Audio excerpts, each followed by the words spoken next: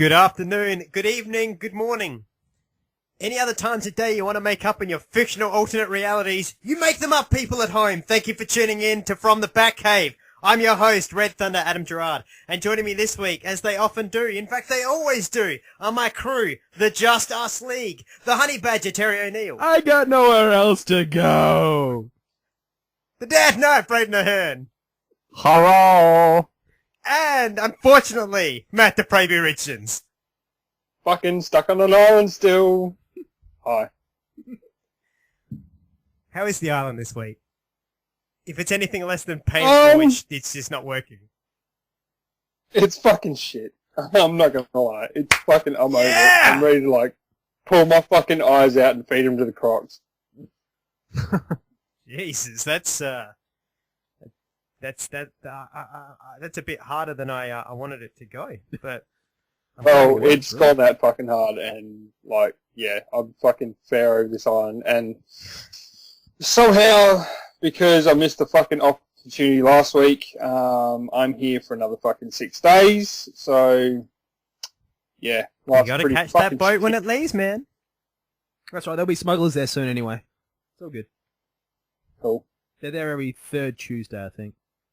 So it's all good. You just got to keep looking up, because I'm sure there'll be a helicopter fly over. You might not be able to hear it, but once it turns its lights on, then you'll be able to hear it. Yeah, you'll be right. Hey, Yeah, come on. I think that's my problem last week, is just like, it turned its lights on way too late, like as it was leaving, not as it landed, so I just missed it. Yeah. Oh man, yeah, that's sad. But Matt, you're stuck there for another week, so all I can say is it's gonna be good times.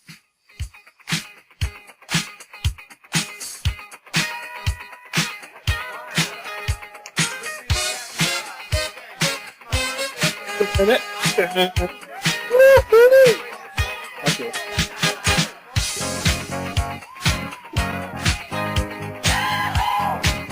Good on you, Matt. What it needs to be is like fucking Disco Inferno, like, because it's fucking unbelievably hot here. You did go. Like, you went to Lian Poo. You went to the Hey, volcano. have you got off Lian Poo and back to Lian 2? Lian 2 is where the Frenchmen are. Then you've got the one to the west, which is Lian Ju, where everything's really stingy. He wants to go back to Lian Yu. What's to do is get on the boat with the Lian crew. That's right. So what island are you on right now, Matt? fuck this Lian shit in. Lian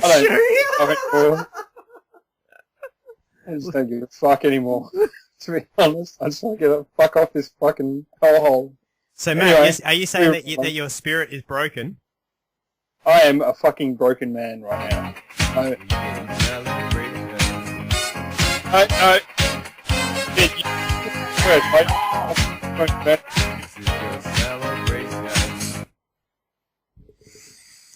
It's gonna be one of those nights. Anyway.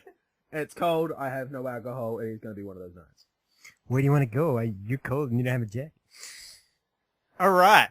So, gentlemen, how has our week been this week, apart from Matt being on Leanne's shoe? It's been good. It's been cold.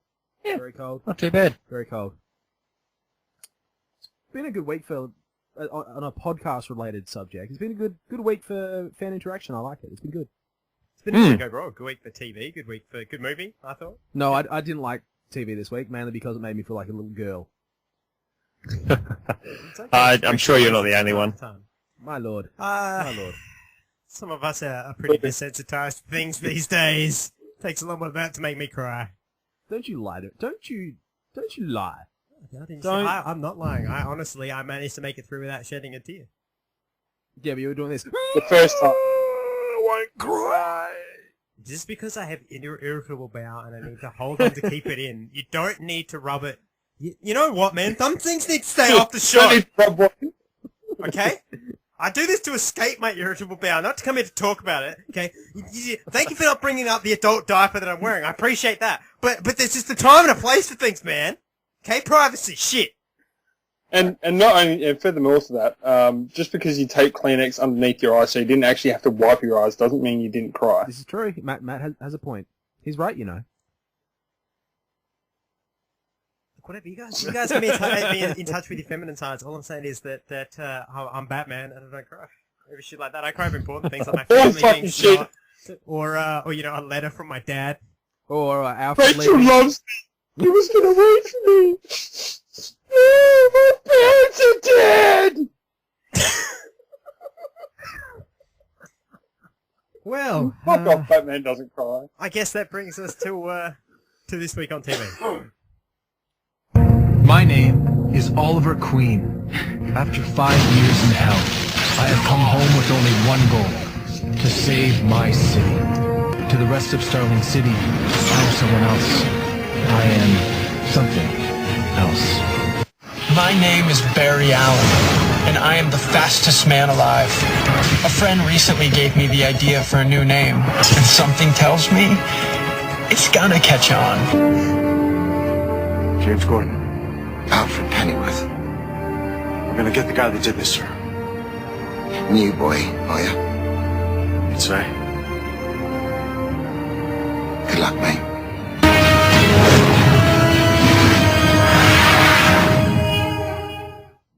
Although, do you want to know what is going to make me cry?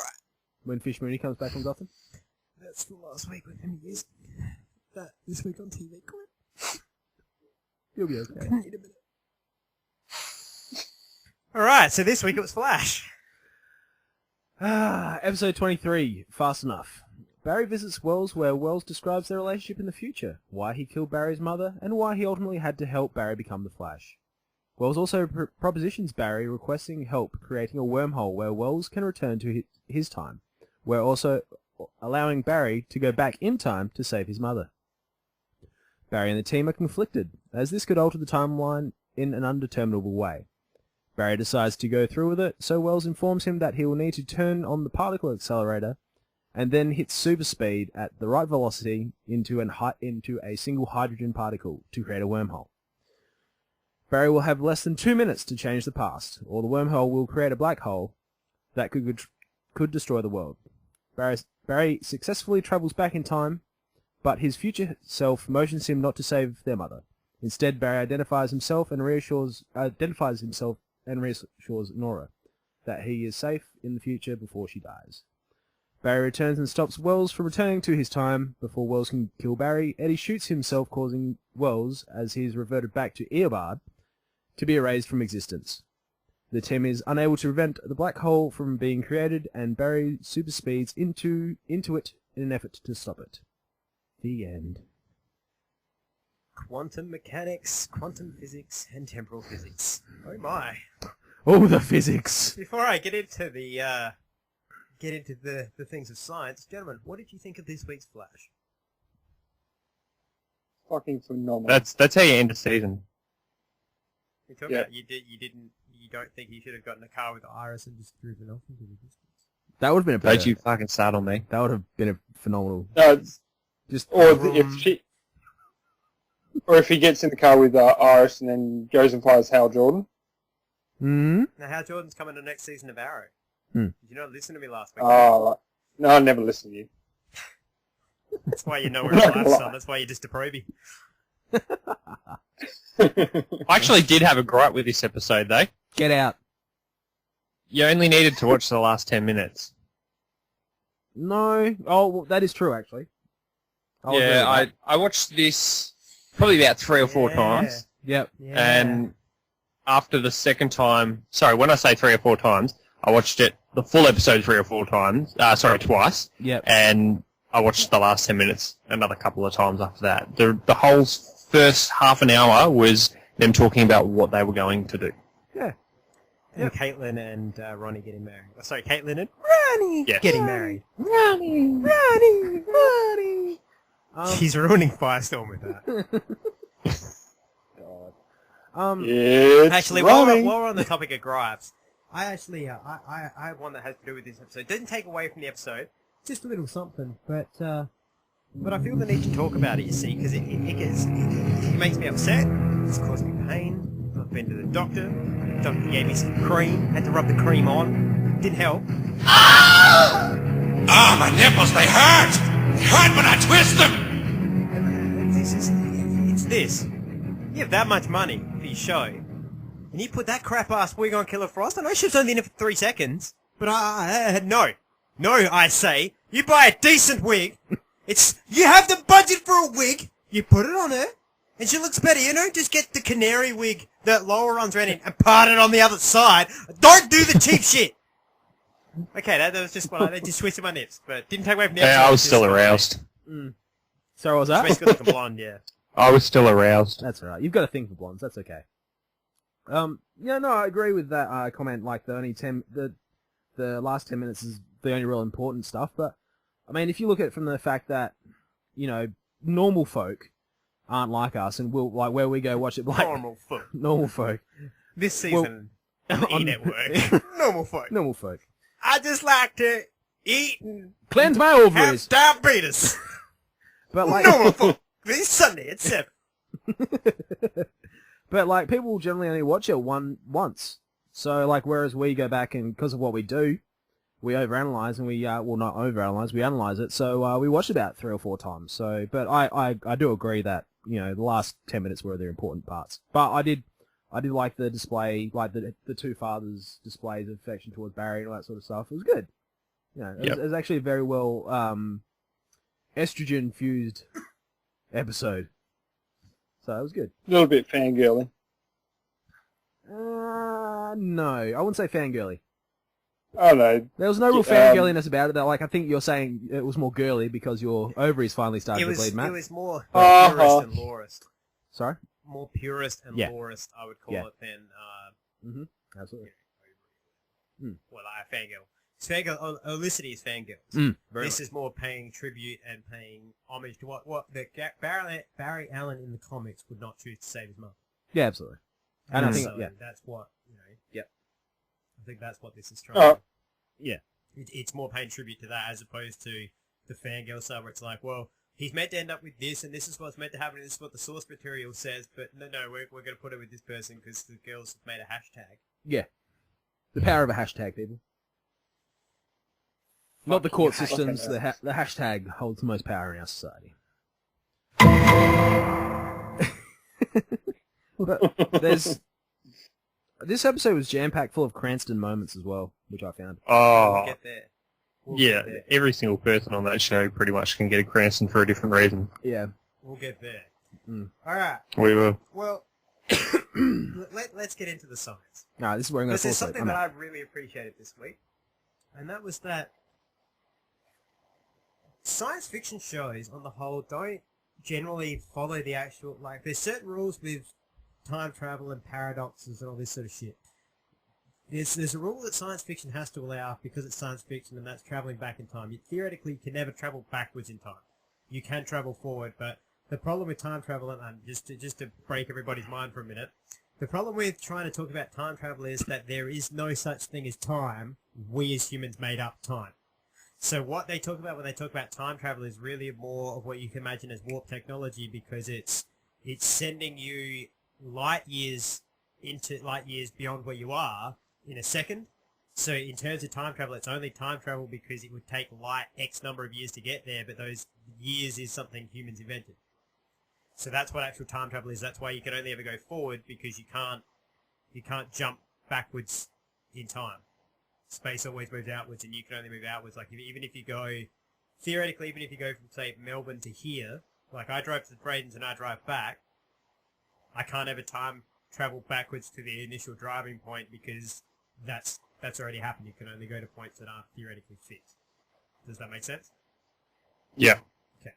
So now what So they did far. right with so you excuse that and you allow the fact there's multiple barriers and shit like that. What they actually did that was right was when Steiner's talking about what can happen, like if you're there for more than 2 minutes, we're going to have a temporal paradox and X, Y, Z is going to happen. The best way to explain it is based on the Back to the Future scenario, right? Now, Back to the Future, Marty goes back to the past and stops his parents ever meeting, so he needs to get them back together or he's going to fade out of existence, right? Now, the reason he doesn't automatically fade out of existence is because both parents are still alive. You can still put them together. You haven't actually broken anything. You've just flexed time. Flexed this timeline, as it were. What happens Lou in this Ferrigno episode? effect. What's that? Lou Ferrigno effects. Exactly. So there's a big flex that's happened, but it hasn't broken. So that's why you can still kind of fix it. That's why, theoretically, Wells can run back in time, kill Barry's mother, and everything still kind of works out because Barry is always going to become the Flash, theoretically, whether his mother stayed alive or not, he would have become the Flash because of the chemical experiment and XYZ. Mm-hmm. So he's predetermined to always become the Flash.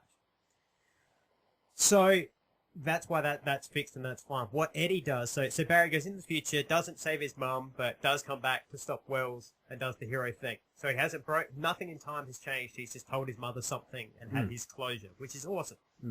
He comes back into the now, punches at Wells and whatever, and the world still doesn't break no matter what happens because it's still got this kind of status quo and nothing has really dramatically changed.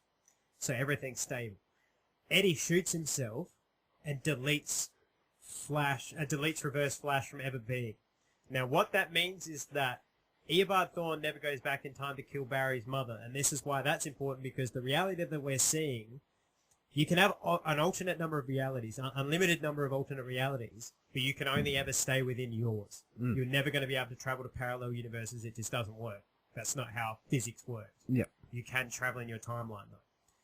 So because Eddie has ripped apart this timeline, and what has happened is that in this timeline, Nora's not dead, and 1,000 other, like, Harrison Wells is still alive, his wife is still alive, 1,000 things that the particle accelerator doesn't go off at that point, it goes off 10 years later, all that. He's basically broken fabric. He's broken the fabric of reality, and so now that world is eating itself. So basically that world stops being. Alternate realities still exist. There's probably 1,000 other alternate realities where we have a Flash. It's just that this one is now negated from being because of how Eddie broke the fabric of reality by shooting himself. Yeah. So it's trying to reset itself. Yeah. So the only way that you can change that now is to actually go backwards in time, which is where it will tie into this Legends of Tomorrow. And Rip Hunter they'll have the ability now to go backwards in time and stop Eddie. Somehow either stop Eddie shooting himself, or somehow do something that alters that so that Eddie is still able to be alive. So you can still have Eobard Thawne in the future and all of that, because they'll just basically tape the timeline back up.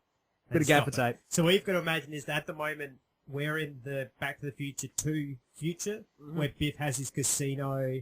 Mum's got fake boobs, yeah. So this big cloud that's ripping it apart is ultimately would be what would happen before you got Biff's casino, where the rest of it was rewritten. Yeah. That cloud would pass across, and whatever it pooped out basically would be that Biff timeline. Yeah. So that's why you have to go back to before Biff gets the almanac. Yeah. In this case, Eddie shooting himself is Biff's almanac. Yeah. You go back before Biff gets the almanac. You take the almanac first, therefore Biff can't get the money to change the reality. So Eddie can't shoot himself, he can't change reality, but you change something still so that there's a climax that works, but everybody is still alive. Yeah. That's what ends up happening. And that's where we go next. But what I really appreciate is, as I said, knowing and understanding these things. Watching it happen where you're like, damn, you actually did the right thing, as opposed to a lot of sci-fi shows where it's like somebody comes back and they shoot themselves and it's like, wow, I didn't see that coming. Let's go home, kids. So a little bit of quantum mechanics. I tried to keep it as condensed and as slim as I could, but that's some quantum mechanics there for you. Pardon me. So technically, does DC Legends of Tomorrow, does that directly it's more concerning itself with the Flash storyline, or does it concern both, really? It doesn't. I think it's kind of how it exists within that universe, so both universes matter, but it's its own. Oh, okay. I think it's meant to be its own show. I think each episode, I don't think it's a team-up. I think one episode is on Ray, one episode's on Sarah, one episode's on Hawk Girls, that sort of a thing, but the ultimate storyline is going to be, I think it's going to be the aftermath of whatever this wormhole thing has done. Okay, so in another... Because that's why they showed Captain Cold looking at it. That to me was the ultimate, like, yep, this ties in, because otherwise you don't need to show him going, what? The 12 stages. Yeah. Yeah, this is another thing.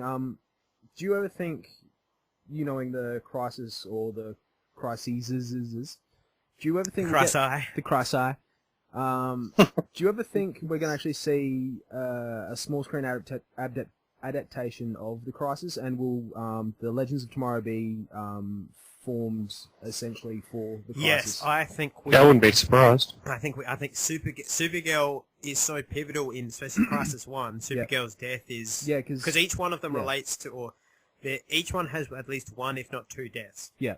The first one is the death of Barry Allen and the death of Kara El. Yeah. they both die. They sacrifice themselves. Kara's body is still there. Yeah. And the famous image from the first Crisis on Infinite Earths is Superman holding his cousin's body and just screaming. Yeah.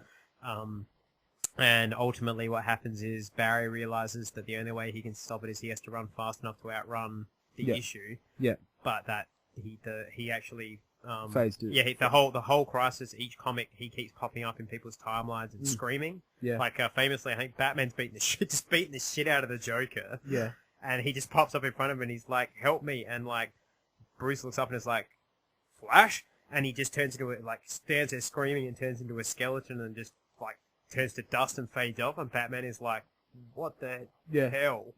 And that happens a few times, and it's not till you get to the end that you actually find out that Barry has run so fast he's vaporized himself into the Speed Force.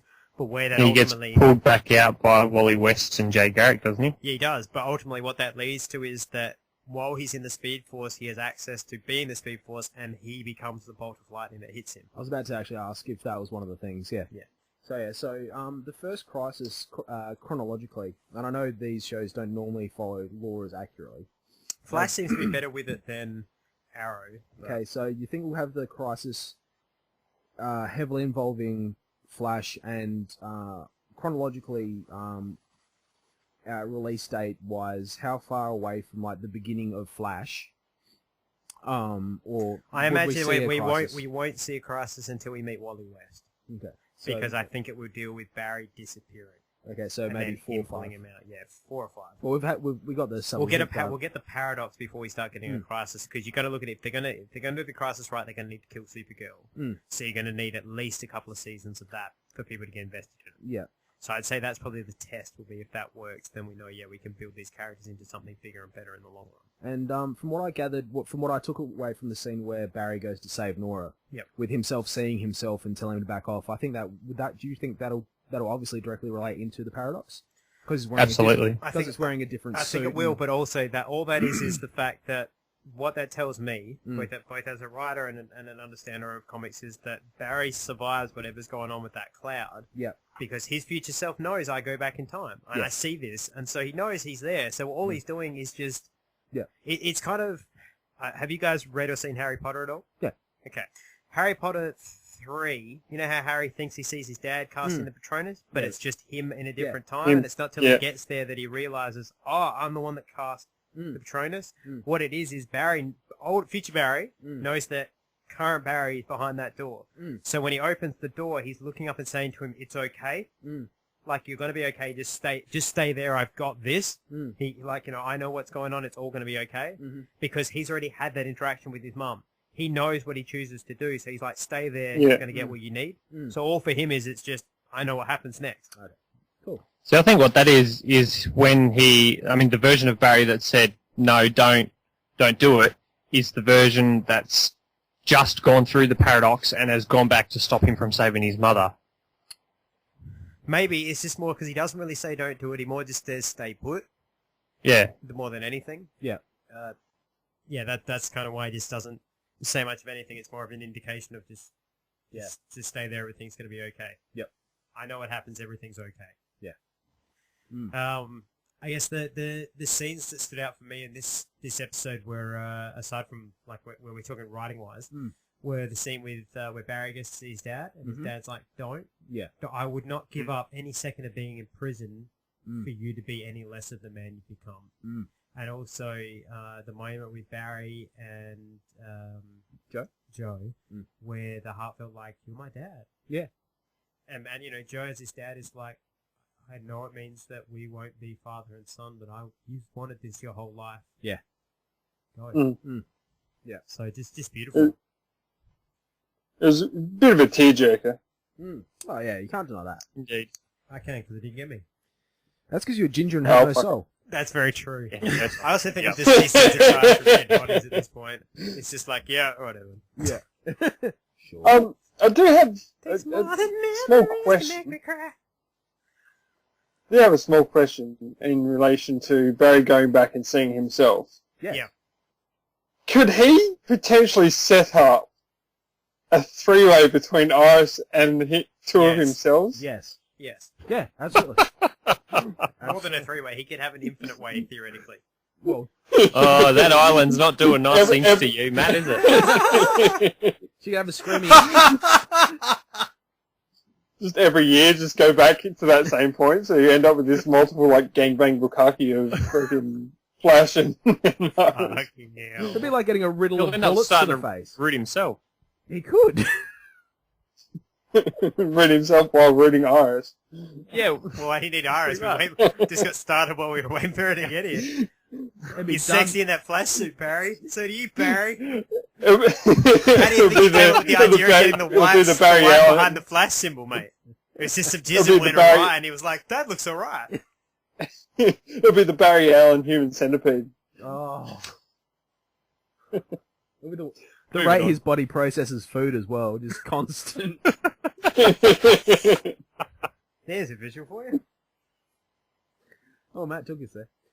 No, but honestly, it was it was probably, I'd actually rate this as a better episode than the previous one, with the fight scene that we all love to replay. Mm-hmm. So it's phenomenal writing. It was phenomenal acting. But yes, That hat. it was like the last 10 that minutes. hat. Sorry, and That That hat, hat? Jay Garrick. yes, the hat. Yeah, we haven't talked about the hat. Let's talk about the hat. And then John as I said, Wesley Shipp came out, and that was a magical. lot It was of great. just live in the now, bro. Live in the now. A lot of people don't know paradox. that that Reverse Flash, Eobard Thawne, is his actual first enemy. Is Jay Garrick. Yeah. That's why. So for those of you that haven't seen it or can't remember, a helmet comes flying out with kind of metallic wings on the side of it. That is actually the hat the original Flash Jay Garrick wears, and that's why when it comes out, Wells has that moment of like, well, I'm fucking out of here. Which I really enjoy, because for me, that I laughed. I knew he wasn't going to come through, obviously, but for me, I just liked the fact that was almost like of Jay Garrick sending a symbol to him, like, I know what you're doing. I have the ability to come there. Don't make me come there and kick the shit out of you myself. Yeah. Get the fuck out. Yeah. That's what I took it as. It was like, literally, that's why when he saw it, he was like, oh, shit. Yeah. I know what follows that. Yeah. Kind of like the Loki moment of what are you afraid of? Little Thunder. Yeah. Hopefully fond of what follows it. Yeah. See, I knew Jay Garrick wasn't coming out, but it was phenomenal. Like, just the way it came out, it was great. And it's looking at it, like, I always thought they'd make it all chrome or all tin, but it was like chrome, like full polished chrome with golden wings. It looked fantastic. That was a When great the bit of comics, it prop. has a very nice shine to it. Yeah. So Yeah. I imagine that after every fight, he has to Mr. Sheen it. He just sits there, just polishing his helmet. Just buffing it. Yeah. He comes in. Cleaning my weapon. Probably what makes him so mad, he's just like, fucking Eobard, this fucking mark isn't coming out. You dented it, you fuck. I have to get my paddle beater's hammer out. I'm gonna kick the shit out of that guy. His wife comes in behind him. Reverse goes first! His wife comes in behind the door and all she is like his shoulder is scrubbing back and forth. I'm polishing my helmet. Not like that. Yeah, super speed. Wouldn't you be worried that you just like generate so much heat you just melt through the thing? Well, yeah, maybe it's made out of The cobalt? Cobalt. Yeah. Here we go. Here's one for a theories on our mate Eddie. What's the theory? Eddie. The theory I have is that obviously they're gonna resolve the paradox through or whatever you want to call it.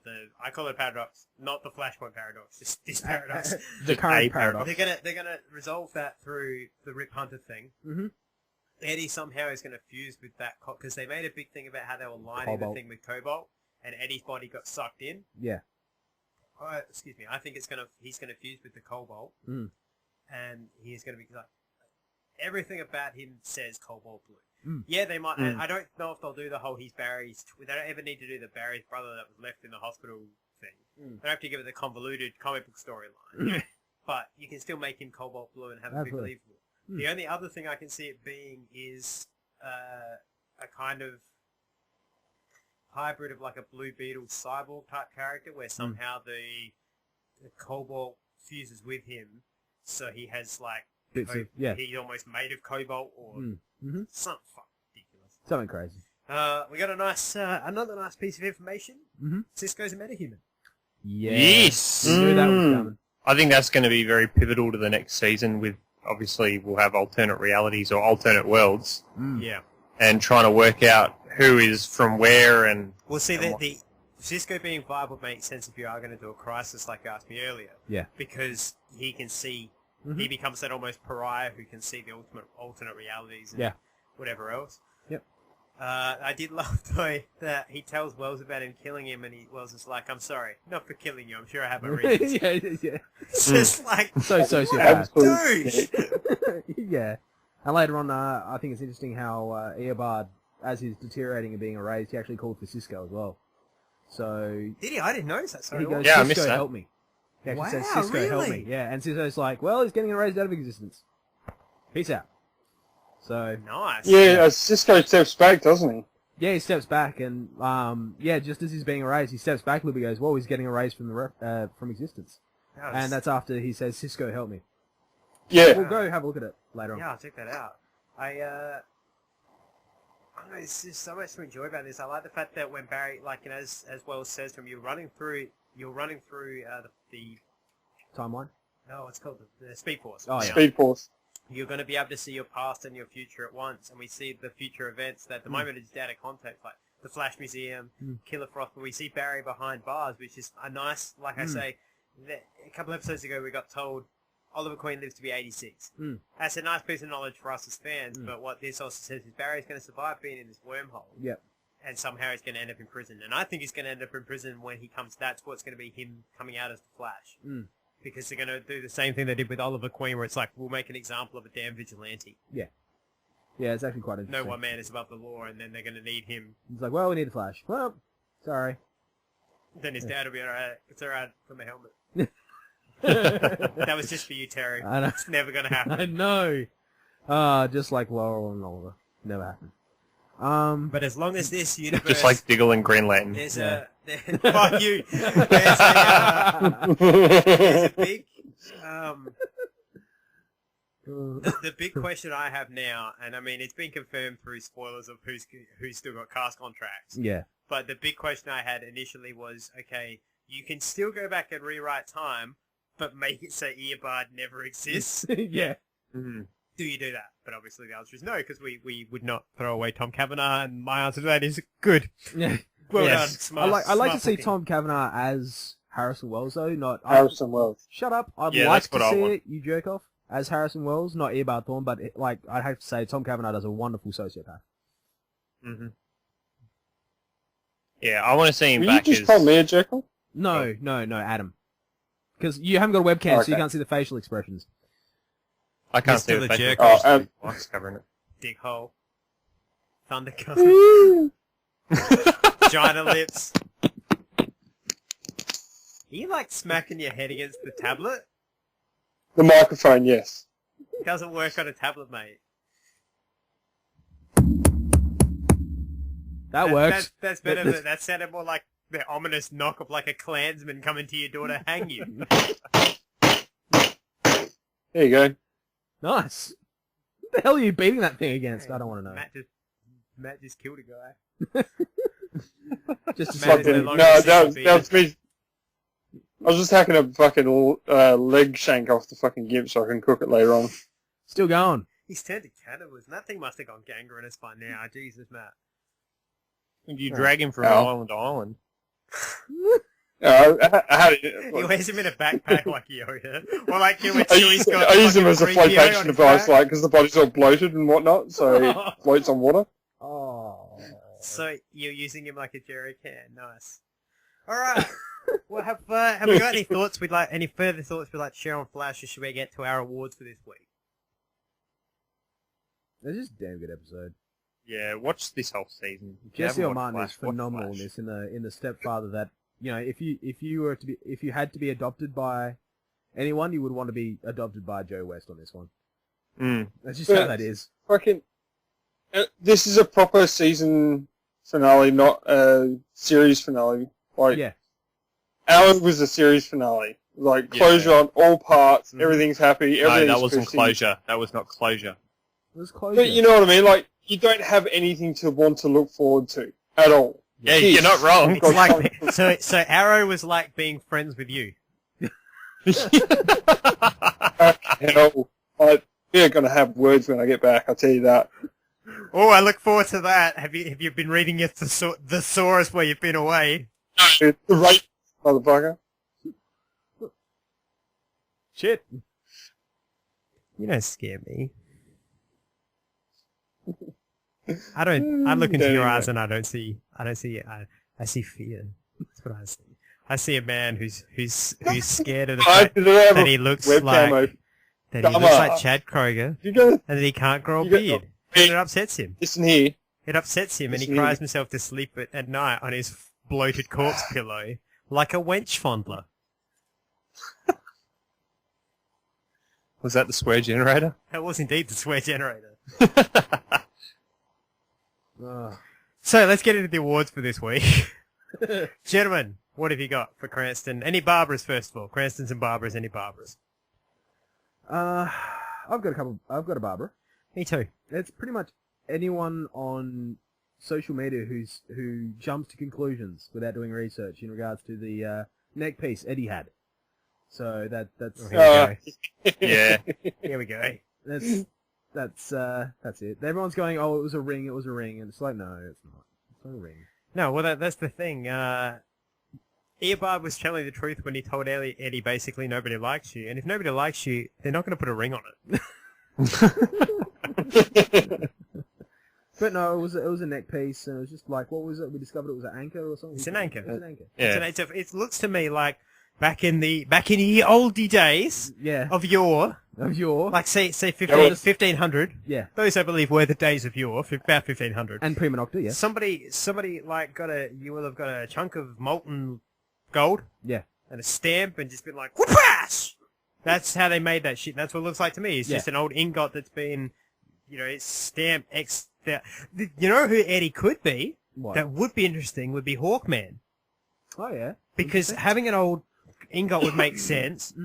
I mean, you'd have to play with timeline a little bit, but I'm just saying it would make sense because that kind of amulet would be passed down, but it's an amulet more than it is a ring. Yeah, it's just a stamped piece of gold that he wears that obviously to me is a family heirloom because it's hundreds of years old when you look at it. It's very obviously hundreds of years old. Yep, absolutely. So that's what it is. Did anyone notice Hawk Girl in this episode? When she looked up at the sky, all like, yeah. Woo!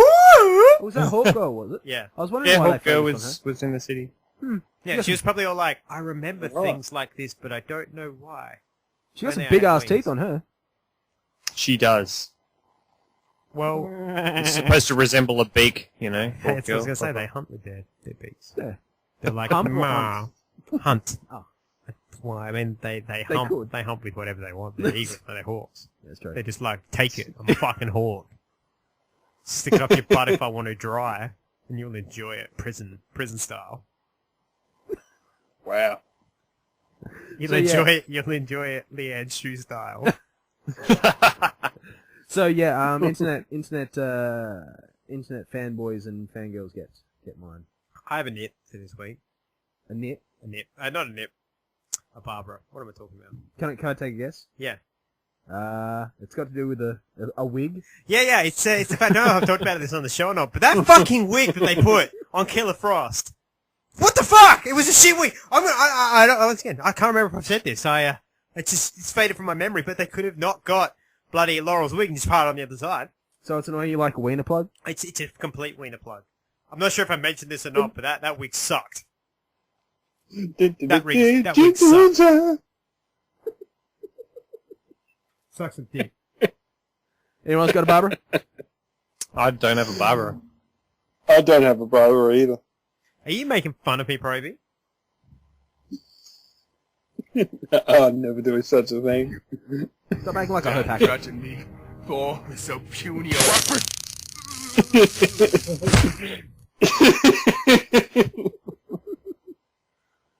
Alright, well let's move on to the Cranstons. We'll throw it over first to Leanne Shoe. What do you got, Matt? Barry Allen gets mine. Barry Aaron. Barry Aaron. Or as Caitlin said, Barry Aaron.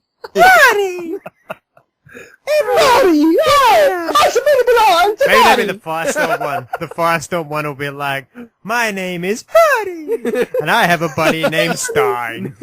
Stein. And sometimes we get together for adventures. It's Stein and Ronnie! Fire some guys! With a cheap Gets 1990s mine anime because opening. Barry gets Mike Cranston because he wanted to save his mother, and he listened to himself, and like as much as like everyone was telling him do what you want and do what you feel is right, it's sort of what was right and what he wanted were complete opposites. Inverses, And- reverses even. There weren't reverses. All these fucking reverses. But yeah, so he gets mine because he had that chance where he could have saved his mum and just completely fucked the timeline big time. But he said, look, no, I'm going to listen to myself. I'm not going to do it. And that takes a balls, like, to be in a position of power to where you could be saving someone that you love dearly from death, and then just stand back and, like, shut the door and just be like, alright, I can't do this. Yeah. That sound effect that went with it as well. Whoa. Mm.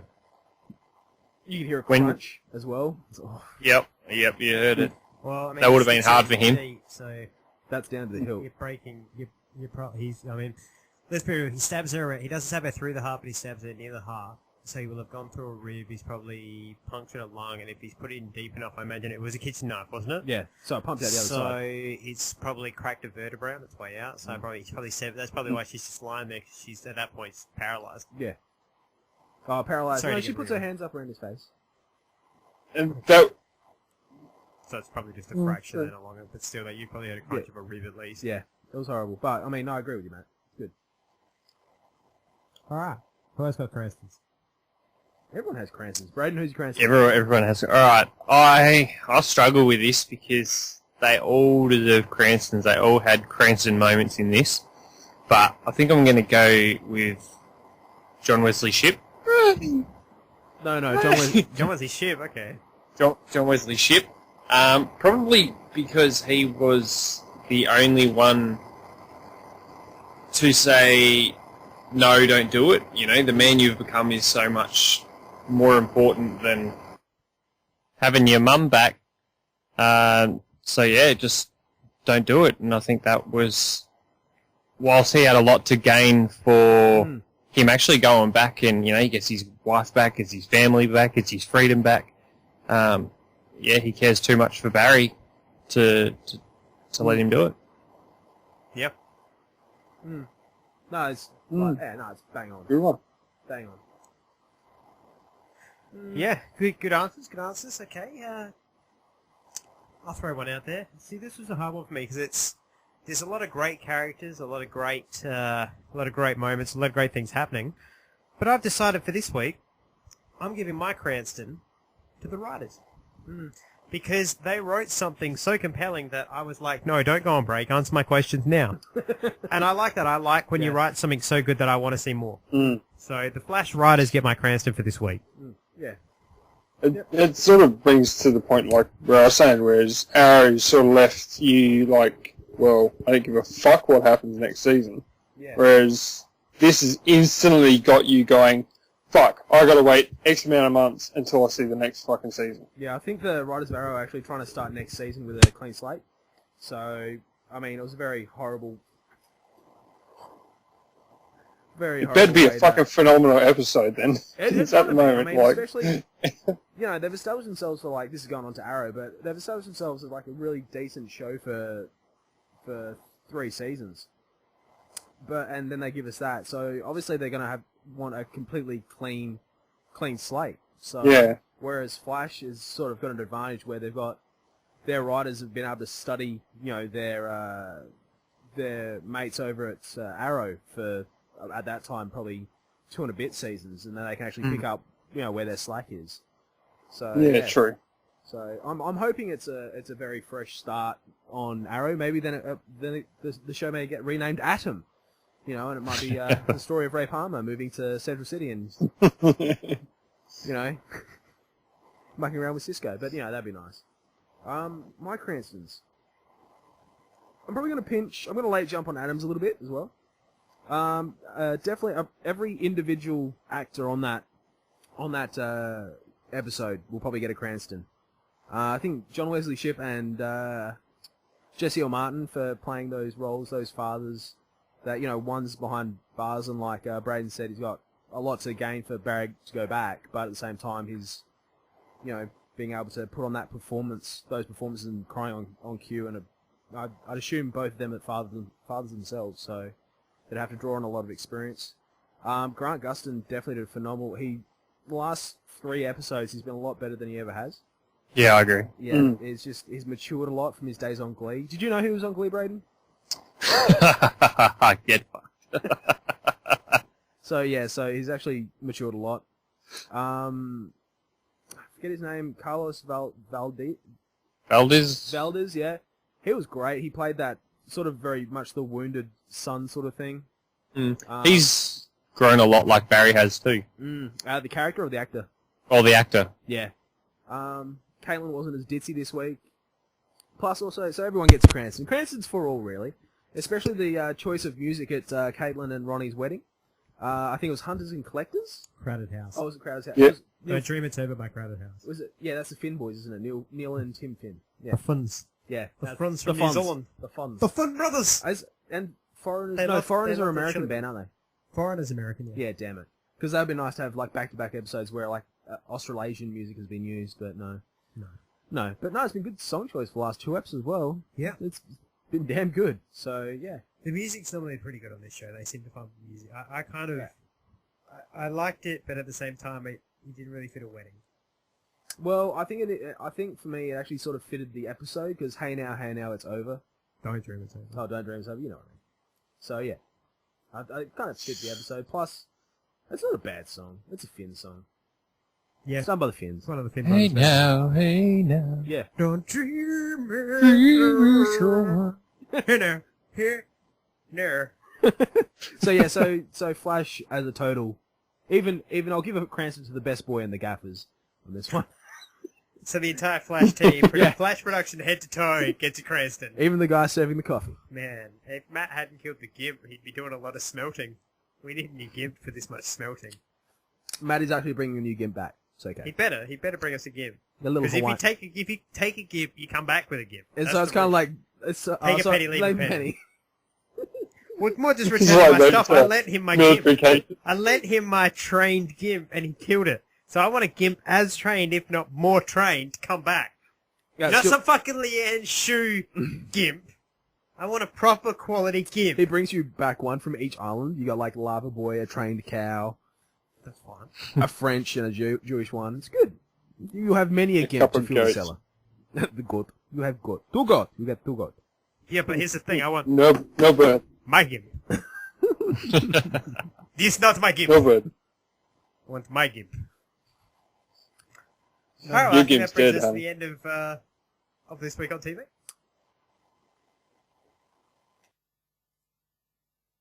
And now it's time for another edition of the DC Directory. This week's hero, Agent Liberty. Benjamin Lockwood was originally a CIA agent, but he grew to despise the agency after a mission he was on went sour. They disavowed his knowledge of him and his activities. Subsequently, he was held prisoner overseas for years, and when he finally managed to escape, the CIA refused to reinstate him. Dissatisfied with the US government, Lockwood joined the rogue political organization known as the Sons of Liberty. The Sons of Liberty provided Lockwood with a high-tech uniform and an arsenal, and he took on the identity of Agent Liberty to fight the corrupt government. When the Sons of Liberty ordered Lockwood to assassinate a politician, he refused and turned against the organization, leaking their secrets to the press. Lockwood fell into a depression after his ideals were betrayed for a second time by the Sons of Liberty. After some soul-searching, Lockwood resumed the mantle of Agent Liberty in times of great need, including the Infinite Crisis and the Battle of Metropolis. Though apparently killed by a superwoman, Agent Liberty's mission to preserve the American way endures. Agent Liberty is an idealist and a patriot, fighting to protect the country he loves and shape it according to his own principles. Agent Liberty's powers come from his equipment. His Liberty suit provides a bulletproof force field and he is equipped with built-in arm blades. His jetpack allows flight and his plasma pistol incinerates foes of freedom. Agent Liberty places his ideals before alliances. Once a member of the CIA and later Sons of Liberty, he now regards both groups as enemies. When necessary, he forms temporary alliances with superhero groups in order to combat a common foe. Agent Liberty opposes any perceived threat to his country, from supervillains to the US government, whom he views as corrupt and morally bankrupt. No enemy is safe. His extreme views and heavy-handed methods draw him into conflict with the other heroes who do not share his radical ideology. And that was this edition of the DC Directory.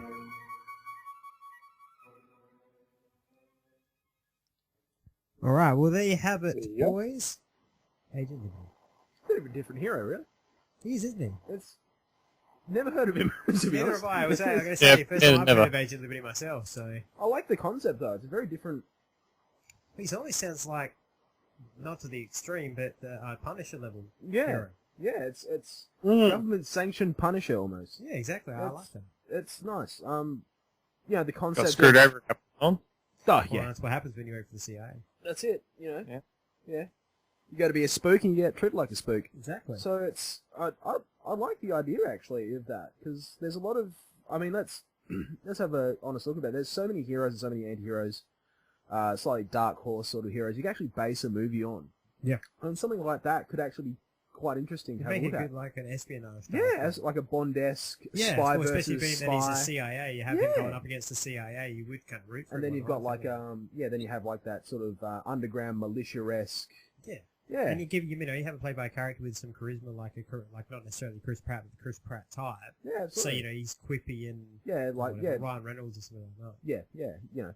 But like it's almost sort of sounds like Captain America, but you know how Captain America like senses nothing's quite right, but he's too loyal to the US government and everything else. Yeah. Whereas this guy's like like a same jaded thing, Captain worked for America.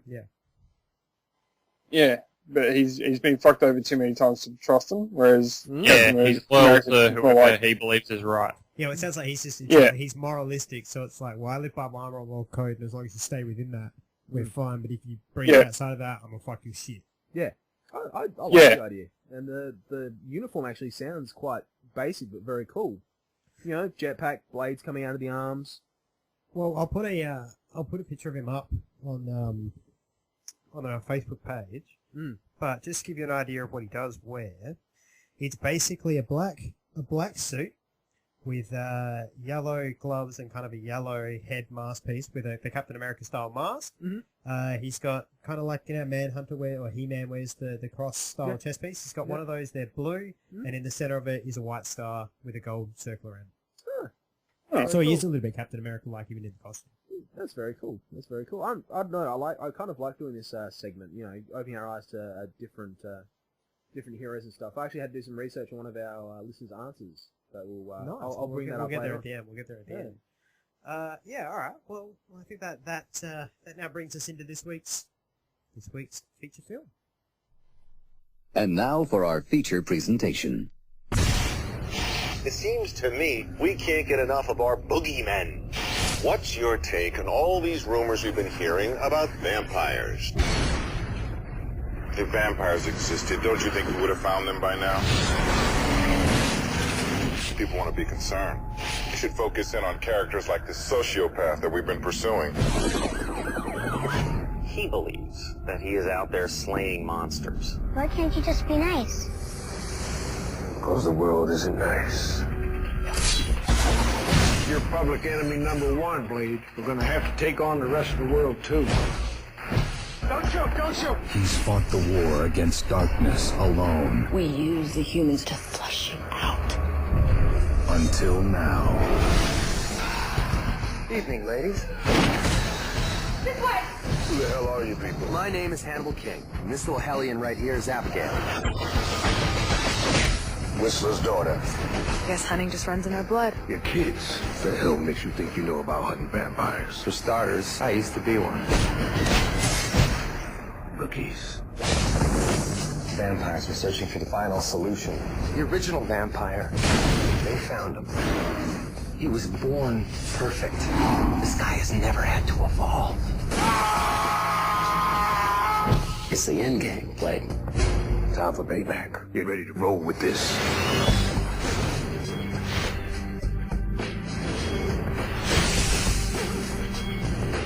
Blade, ready to die. Since the day I was born.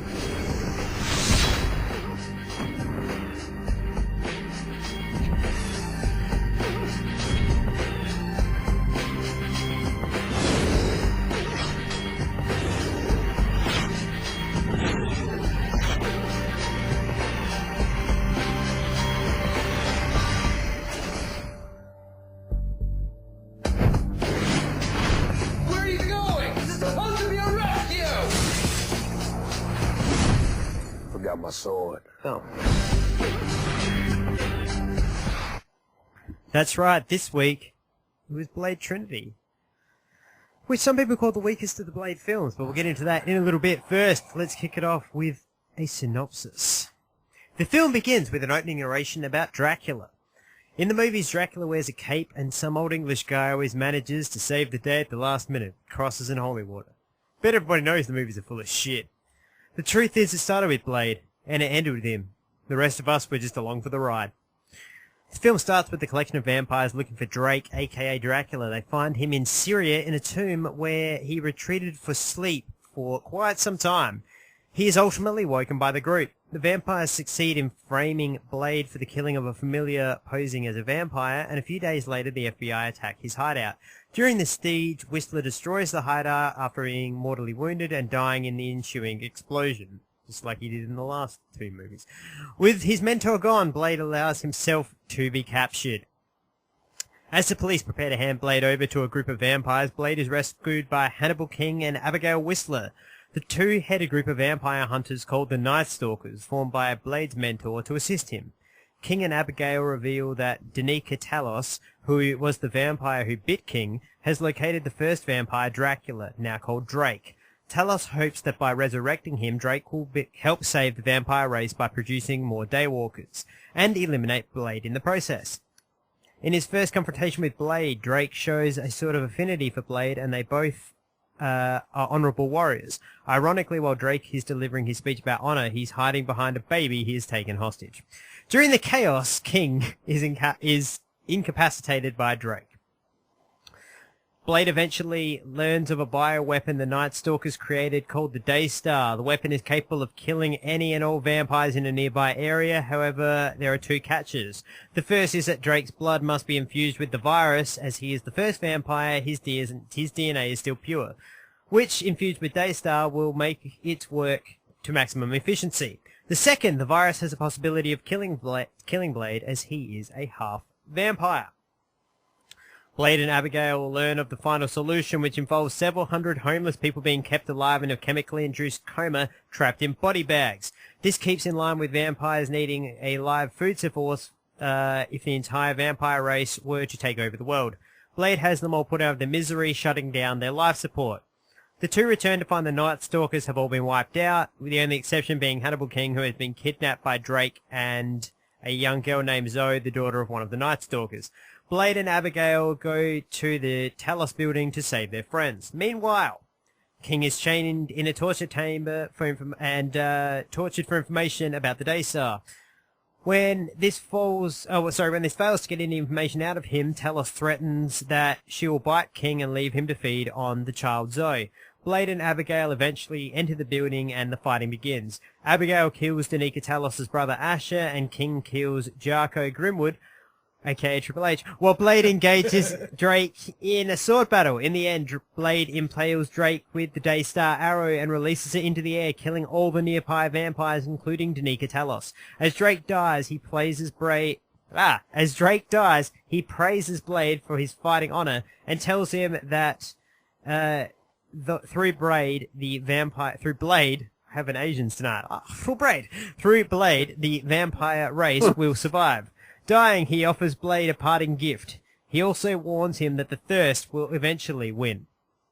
As Blade fought honorably, Drake gives him a parting gift by transforming into a replica of Blade's body just before he dies. The FBI captures the body of who they think is Blade and thus call off their manhunt on him. In the morgue, Blade's body reverts to that of Drake's. Hannibal voiceovers tells the viewer that Blade is still out doing what he does and that the war will never end.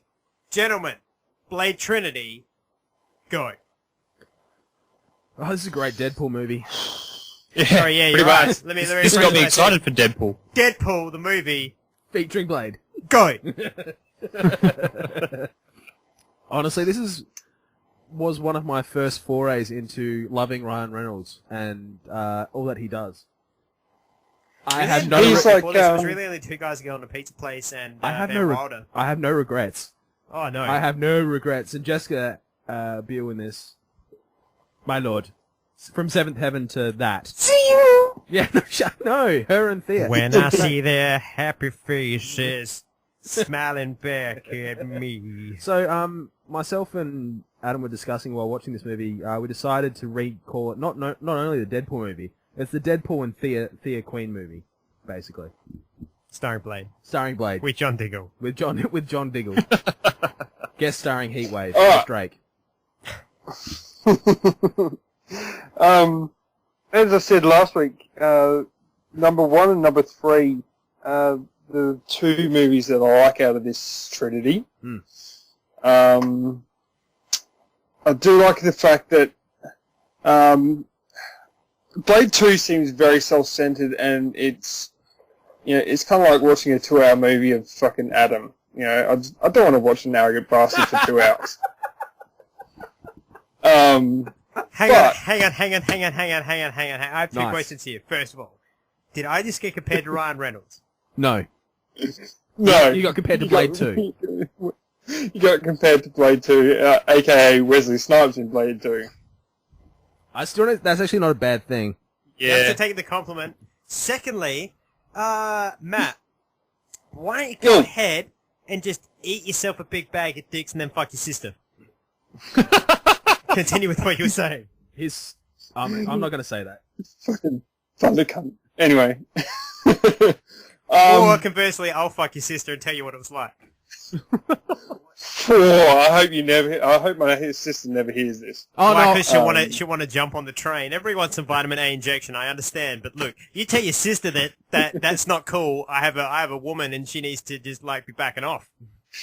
She's also married with 2 kids, so you can. Well, fuck look, off I'm not gonna be the cause of her marriage to break up. Are we going to have a love me from afar. She can love me from afar, or are we going but to she can't discuss our love me up family close. and how we're going to fuck each other? Like, what are we I'm doing? not fucking you. Look, you've been on that island too long, mate. It's not happening. Your fucking fault. You started this. You have nothing but yourself to blame. Anyway, it was a good movie. I loved it. I like how there was a bit right at the start. He was over cocky and he shot the human, and Whistler was like, "Dude, you need to stop being such an arrogant fuck like Adam and chill the fuck out and get There's your a head reason right." they make movies about people like me and not people. There's a reason there's no Proby the movie. Well, you know why? Because everybody'd be like, why the fuck am I watching the dumbass sidekick who licks windows? Why am I watching that? They made a series of it called NIS, motherfucker. No, but the show's about Gibbs. It's not about fucking It's not Proby walking into a scene being all like, dude, I don't know how to do anything. I wish I had skills, but I suck at life. The movie's about. I suck so hard at life. I'm literally a vampire because I suck the life out of other people with my shit skills. Ladies and gentlemen, it's the Ginger Winter. Anyway. Anyway, again, I love this fucking movie. I reckon it was awesome. Ryan Reynolds played an awesome part, and he had the best one-liners in it. Was the best. It's like Deadpool was great. It's almost like watching like a younger version of Whistler. Yeah. Chris Christopherson looks so fucking right. Man, I tell you, he looks so right in that bloody 4x4. Or not 4x, what do you call it? 16-wheeler? Thank you, that was it. Whatever. There you go. I'm not down with the street lingo for the trucks. Sorry, I'm a truckie at heart, so yeah, no, that comes from a movie. Jacket Optimus Prime. That comes from his movie experience, the masterpiece that is Convoy. So I heard he had a great big one, and he was trucking it through the night.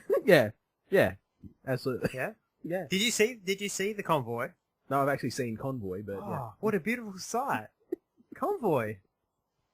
I did have some gripes with this movie. Fuck you. And I got a bit of chest chafage and what? A bit of 1 sec. Matt, is something going on. Is something wrong? Yeah. I'm hurting. I'm hurting them, in a bit of pain, and you know they've been twisted so many times. I don't even know if they're going to grow back. Happen. Ah, my nipples, they hurt! They hurt when I twist them! Yes. Now, if you go back to Blade 2, they have the... Sorry, go back to Adam the movie, you say? Yeah. Of course, Tale. Anyway, go back to Blade 2, and they have the genetic strain that they're trying to manipulate and create this super vampire. And it has that jaw that almost looks like Predator. Yeah. I can answer your question. They have that again. My next problem with this is the fact that the Drake has that same fucking jaw as Blade 2, but I thought that the other dude was genetically modifying vampires to make this super vampire with this older jaw. So I want to know what the fuck is going on there. Alright, I will answer in two parts. Is that okay with the floor? Take it easy need. Alright, so your first issue was the introduction of the genetics to other species. Is that correct? Yes. The answer is the fact that it's vampires, they do what they want. Well, no, the fact that a vampire Pomeranian with that jaw is just fucking hilarious. The other reason for it is that, okay, just look at it from they're still humans. They're called, they're vampires, they're vampire-human hybrids, but they still have a human brain system, right? Which means they think like humans, they do things like humans. What do humans test on first? Other humans or animals? That's why you have genetically modified animals, because they tested the shit on that to see what it would do, as opposed to like, killing each other or killing their food source. I'm going to counter that with Torture the Jews. He does have a point, but that was eventually genocide. So unless you have a Hitler, wow, unless you have a Hitler vampire there, that. So another thing is Braden frozen, or is you still there? Yeah. Okay, cool. You're moving. Sorry. The second point in regards to Drake's jaw being like that, you got to remember he's the perfect vampire, right? So in not necessarily modifying the embryos or the genetic code in number 2, it is actually quite possible to unlock that part of the genetic code within. Well, so if you look at that, unlocked a dormant genome within the mutation. It's that kind is of like that's automatically within Drake, because Drake is the person who's had this infection has all come from. It also brings up the fact Project that Zero. Yeah, which is basically also brings up the point that we both spoke about while watching, is why is Drake walking around in sunlight? Yeah. So you think about it, he's the perfect vampire. He didn't have to evolve. So and it's that's just why he has the mantle of the Blade, because Blade realistically was born. Yeah. Yeah. Alright. So no, we're not having a go. It's just it is covered, and if you think of it as a scientific experiment, it is a good question. But that's what I think it is. That the virus they have ultimately comes from something to do with Drake. You're going to test it on animals. Plus, you got to think if he got changed and he still had that dog, he'd probably turn the dog himself, so he'd be able to have his dog forever. Yeah. Yeah, absolutely. Alright, fair cool. Very cool. No, it's a very good point, because trust me, like when I first saw it, I often wondered why and how, but now you Did they explain why Triple H had silver teeth? I think it's more the gangster sort of look as well. Remember 2013 we had like stuff like grills and that makes sense. Yeah. If he bites his own tongue, he's fucked though. Or was it something to do with in the first Blade where what's his face, dipshit, skinny features, I'm going to beat you up. Yeah. Richard do teeth out. Yeah, maybe. Yeah. That's true. Okay, yeah. No, that's very well done. You've cracked the code. Yeah, we go. That delay over in the eastern China Sea is killing you. Spontaneity is no longer there. But no, that's some really actually it's Matt. Spontaneity wasn't there to begin with. Yeah, it's true. So no, it's fair points, man. That's actually... I actually think that's the only gripes that I actually initially, when I very first saw this movie. Same thing, it was kind of like weird, but like as you get older, you actually be able to reason better. So yeah, fair call. To be honest, that was right.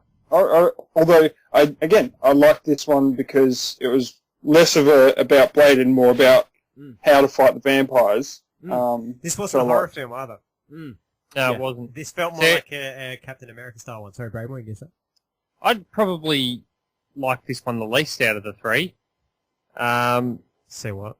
Yeah, I like this one the least out of the Yeah, three. but the thing is, you gave the other ones huge ratings. I know that sound. Someone's flossing their brain. I'm sensing a bit of a pattern here. Braden and the third movie, he doesn't like it. Oh my god, that's why you don't want another kid.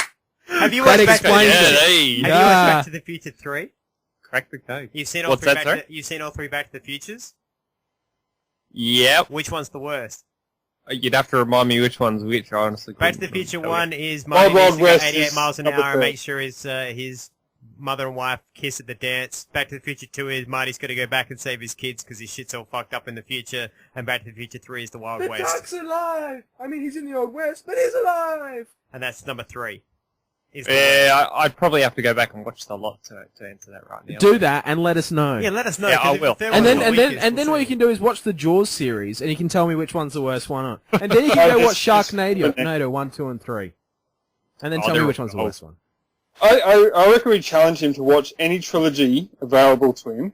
I want to And go have because a- we haven't got the fourth what- one yet. It comes out at the end of the year. I want to see if it breaks and if it's the fourth one or still the third. I want you to watch the 3 Daniel Craig Bond films. And then I want you to watch Spectre at the end of the year, and I want you to tell me if it holds true with that or if that's the exception of the rule. Anyway, off topic, but yeah, Anyway. Braden, you were going to shit can one of our favourite movies. Yes. No, I'm not going to shit can it as much. I like the movie. I love the character. But I didn't feel like you look at number 2 and there was a real threat. You know, there was a threat of like an apocalypse almost. This a dude can vampire steal apocalypse. a baby and he'll throw it at you. That's a threat. That's a threat. Okay. That's a legit threat. I'm more scared of that than I am of a guy who's like, "Brr, I'll stab you!" This guy's all like, I'll throw a fucking baby. I don't care. Yeah. He That's felt who more you like can be more a scared of in a villain. real life situation. A dude who's yelling at you, or a dude who's throwing infants. Yeah, but you go, the first one was about the blood god and awakening the blood god so they'd, take vampires to a new level. Yeah, and you know what? Blade He to had stop skinny that. ass Deacon Frost, and he only took a 7-year-old Asian girl. That's nothing compared to an infant. That's pussy level shit. I'm going to agree with Adam here because you've 'cause got I'm the right. point. Well, similar to Batman, you're only as good as the villain. The villain, I yeah. reckon that Drake had a good chance of actually fucking Blade up because it wasn't I've dropped him Yeah, in the but vat the of thing- blood. It's like the thing is, this though- dude is fucking strong. Yeah, but the thing is, in this one, right, they were only after Blade.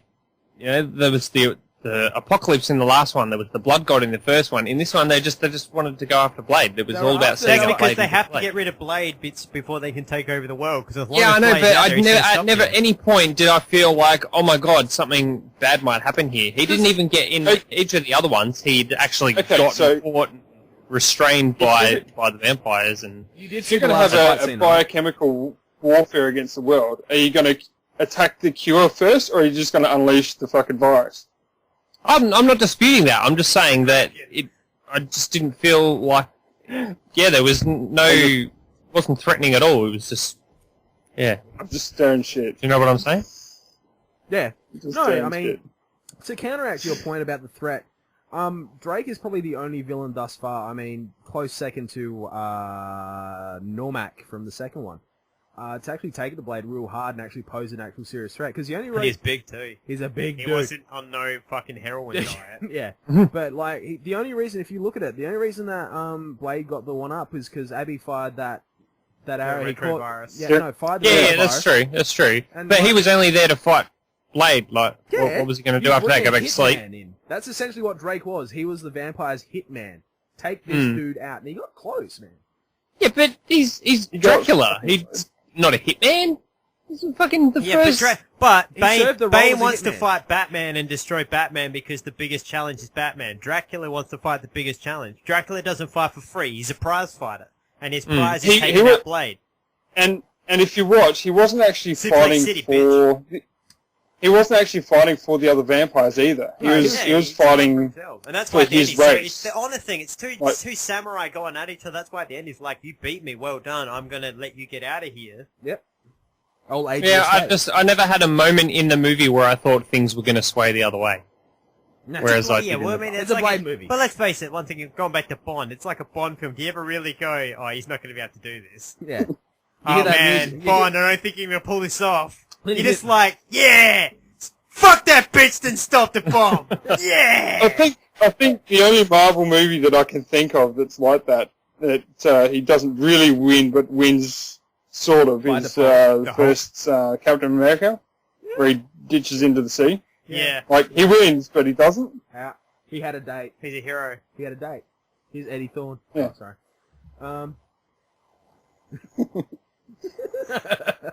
I wish it was a Twitch feed because some of these faces that are making Adam Paul. I'd love to see some of the faces that I'm making out of Paul tonight, too. Oh, yeah.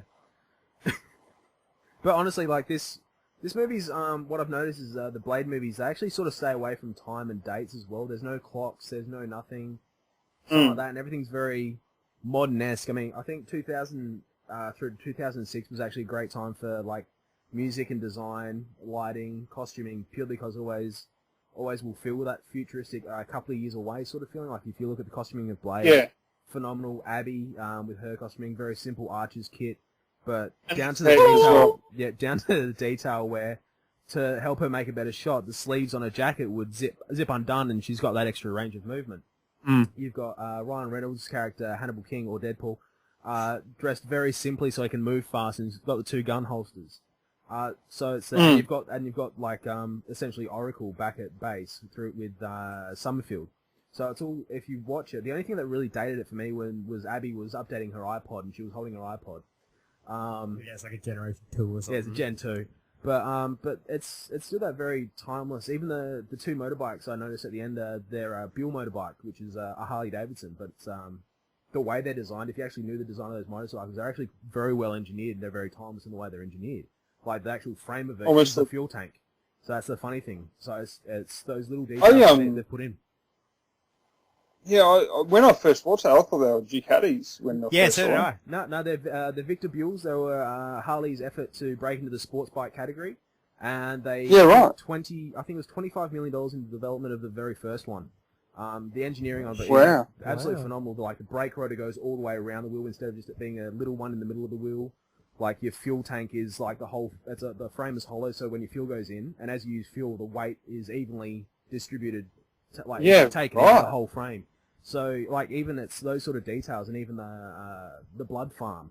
You look at that; that's not really dated. That blood very farm was fucking.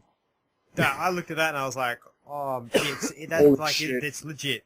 Yeah, it makes like down to catheters and everything. It's you're like, beautiful. Oh, it is.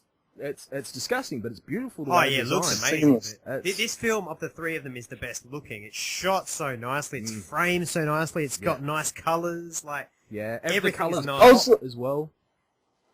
I was almost thinking when I saw that blood farm, when I first saw that and I was sort of like thinking, how the fuck did they do that? I almost thought for a second that they had all these catheters and breathing apparatus for people and then they actually shrink wrapped them.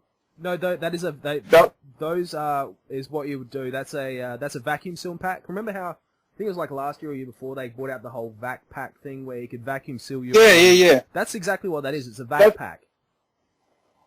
So they probably are just backpacks. Yeah, like they're brain dead things breathing through an artificial breathing tube in their neck, which is outside the bag, but the rest of them is just in a vacuum sealed bag so the meat doesn't go stale because all they're doing is pumping them with an IV and just letting the piss and the shit come out. Yeah. So like that is actually probably a very real way that could be done. No, let's be real. That is a way that probably at the moment somewhere there's a black market for human organs that exists like that. Yep. Absolutely. No ice baths, back sealed. It's too fucking real to not temperature-controlled environment, low humidity, one technician. It'd be the way as well, theoretically, you could probably not cryo-freeze, but give a longer life if you put somebody in a state like that and kind of... They had cancer.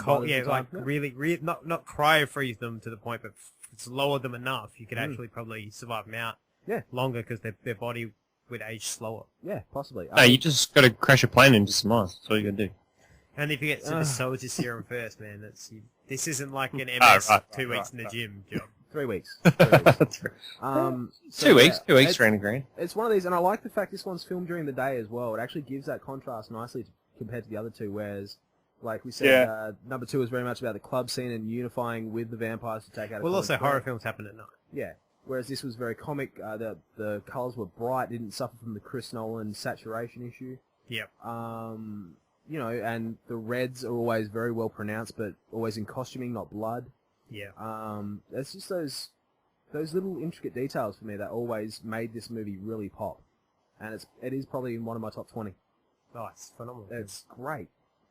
And Ryan Reynolds' beard. Oh, it's a brilliant. It's beautiful. Second only to Chris Christopherson's. In this film, maybe. I mean, not in the world of beards. Oh, not in the world. No, in this film. In this film. In fact, I think they're the only 2 beards. But still. Blade has a beard. Yeah.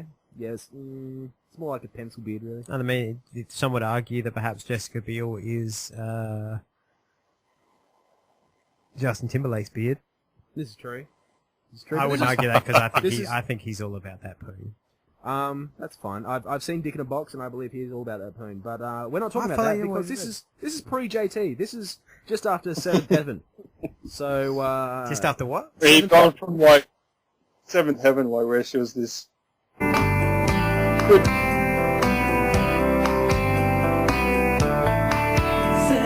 When I see their happy faces smiling back at me, Seventh Heaven, I know there's no greater feeling than the love of family. Sadly, the father went to court. he went a bit too priest. He got too He went method. far too priest. He went full priest. Too far You never go full priest. You never You go don't full get, yeah, priest. you don't get that deep into character. Into little things. It's kind of funny because with this movie, I think she went from Seventh Heaven, which was She went from where? Seventh Heaven.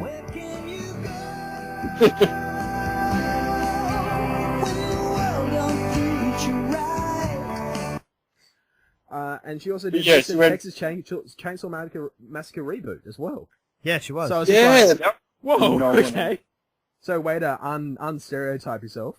So she did well. I mean, yeah. Love that one. What, the Texas Chainsaw Massacre or Seventh Heaven? Yeah. Chainsaw Massacre. Okay. Fuck Seventh Heaven. Fuck what? Fuck that. Seventh Heaven.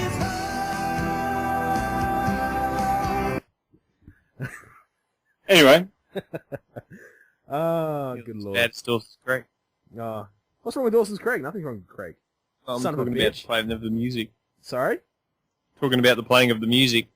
What, you missed the playing? Meanwhile, Is that I what was you're like saying? scratching around to find it. Do you miss it? Do I miss You it? missed Dawson's Creek, No. Braden. Are you missing the Creek? Is that your problem, that you want some more Dawson's Creek in your life? Is that what's wrong? Is that why It's you just don't want that 3 Barry- kids? that It's is because not you gonna haven't be on watched Dawson's TV Creek for a enough. while.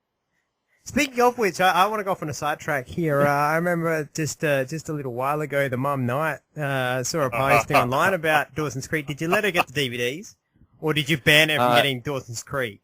No, yeah, that didn't happen. Why? Why not? What's wrong with Dawson's Creek? Son of a bitch. Just happy to wait. You know what, But Braden? I don't want to. You know what? This right here, this is for your wife.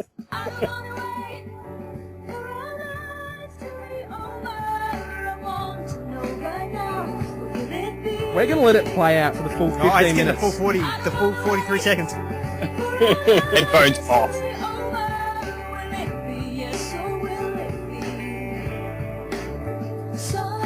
What?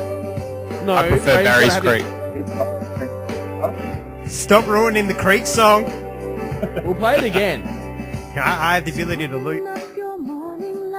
Say a little prayer for right. You know that if we are to stay alive and see the love that never yours. It's just such a short. I don't wanna wait. Beautiful. There it is again.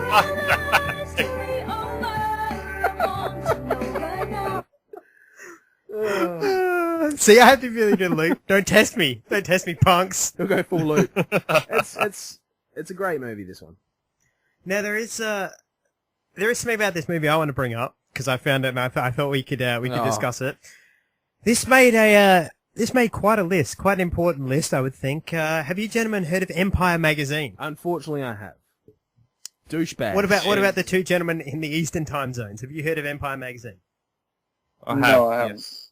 You haven't met Proby? I'm not overly familiar with them, but I have heard of them. They basically would be classified as one of the top 3 movie magazines. Mm-hmm. They recently put out a list of the 50 worst movies ever. This one came in at number 45. No wow. And this is what it says. It says, who's responsible? Director, screenwriter David S. Goyer, the man who's also responsible for co-writing the Dark Knight trilogy and The Last Man of Steel, and will also be responsible for co-writing Batman vs. Superman. Here we go. Why is it on the list? David Goyer takes the rap from this textbook example of fratricide. The screenwriter's decision to step behind the camera backfires spectacularly in Blade's third outing, with Dracula roped in for a fiendishly silly vampire plot to infect humanity.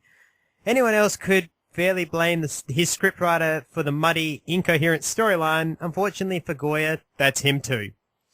Redeeming the feature, the epithet cock-juggling thundercunt, thrown at an otherwise wasted Parker Posey by an improbably abbed-up Ryan Reynolds. What the critics said: well, it's no Spider-Man 2, X-Men Tour the Incredibles.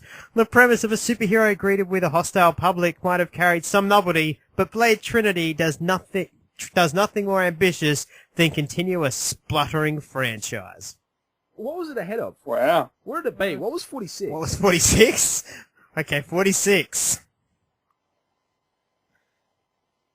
Just gotta wait for it to load. You didn't expect me to ask that question, The did you? Proby's not here running on the hamster wheel. Howard the Duck? He beat Howard the Duck at 46. Oh, my fucking God. Jesus Christ. So that's a good one. Howard the Duck was horrible. I gotta admit, it's a better film than Howard the Duck.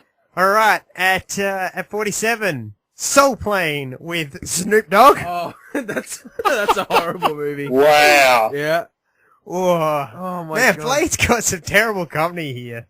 If Geely, Geely bit number 1. Okay, number 48, Town and Country with Charlton Heston. Hold on. Oh, that's the one where it's all about, you can't take my gun, this America! Yeah, that's right. Hold on. How the Duck came in at 46? Yeah. Does that mean it's better? No. Yeah, but How the Duck is better than Blade Trinity. All the Showgirls at 49. That's because of boobs.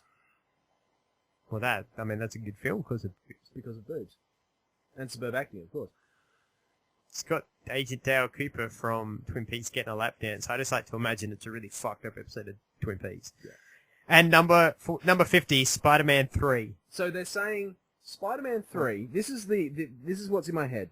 So 50 being better and 1 being the ultimately shit. Oh, movie. 1 is the worst film. Actually, while you talk about this, I'm going to find out what 1 is. But yeah, one is ultimately the worst film ever made of all time. Spider-Man 3, which is arguably the most shit fucking comic movie I've ever seen in my life. You haven't seen Catwoman? We continue. No, I refuse to actually see that. So You'll have to watch it for this. No, don't make me do that. And then we've got... so Howard the Duck's beat it. Spider-Man 3's beat it. Showgirl has beat it. Town and Country or whatever it is. Town and Country. They're not taking my gun. Movie beat it. Who wrote this fucking list? Empire Magazine. Bunch of pack of retards. Sure, it's not Movie Pilot. No, it's Empire Magazine. No, there's nothing about Glee in this. All they did. Oh, number 1, the worst movie ever made. Batman and Robin. Don't disagree. Where'd they get That's that fair. photo from? Is that gold? You got something right, at No, least. silver. Oh, okay. From here it looks gold. Is it black and blue or white and gold? That's a timely one for you. Yeah. Well, I killed the conversation with that. Yeah, no shit. Who wants to talk about domestic violence at times like this? We've got comics to read. That's the one place that you find. Oh, this movie is just great. That's the thing. Yeah, I don't agree with it being on this list. Nah, I think I'd say I'd put it in shenanigans. I'd put it in the top 60 of all time. Probably at number 60. But for me, no, just because it's so well shot. Even now in high def, like we watched it in high def. Yeah, I watched it in all the P's. In all the P's, every P. As many P. I had a farmer out there picking peas for me. Fantastic. And it still looked great. That's the thing. It still looked great. Normally you take older movies, even from 10 years ago, put them through high def. Yeah. They look a bit shitty. Number 2 on this list was Battlefield Earth, so it is kind of legit at the top end by the look of it. So they gave a shit about the top 3. Yeah. But that's the thing. This is a great movie. It really is. Maybe it's just that's my simplistic non-art. I would tell people to watch it. We've reviewed some bad shit on this, and I've told don't watch it. I'm telling people to watch this. Watch it. You watch it. Watch it just alone to be like, man, Deadpool's going to be great. Watch it as a teaser for how good Deadpool is going to be. Yeah.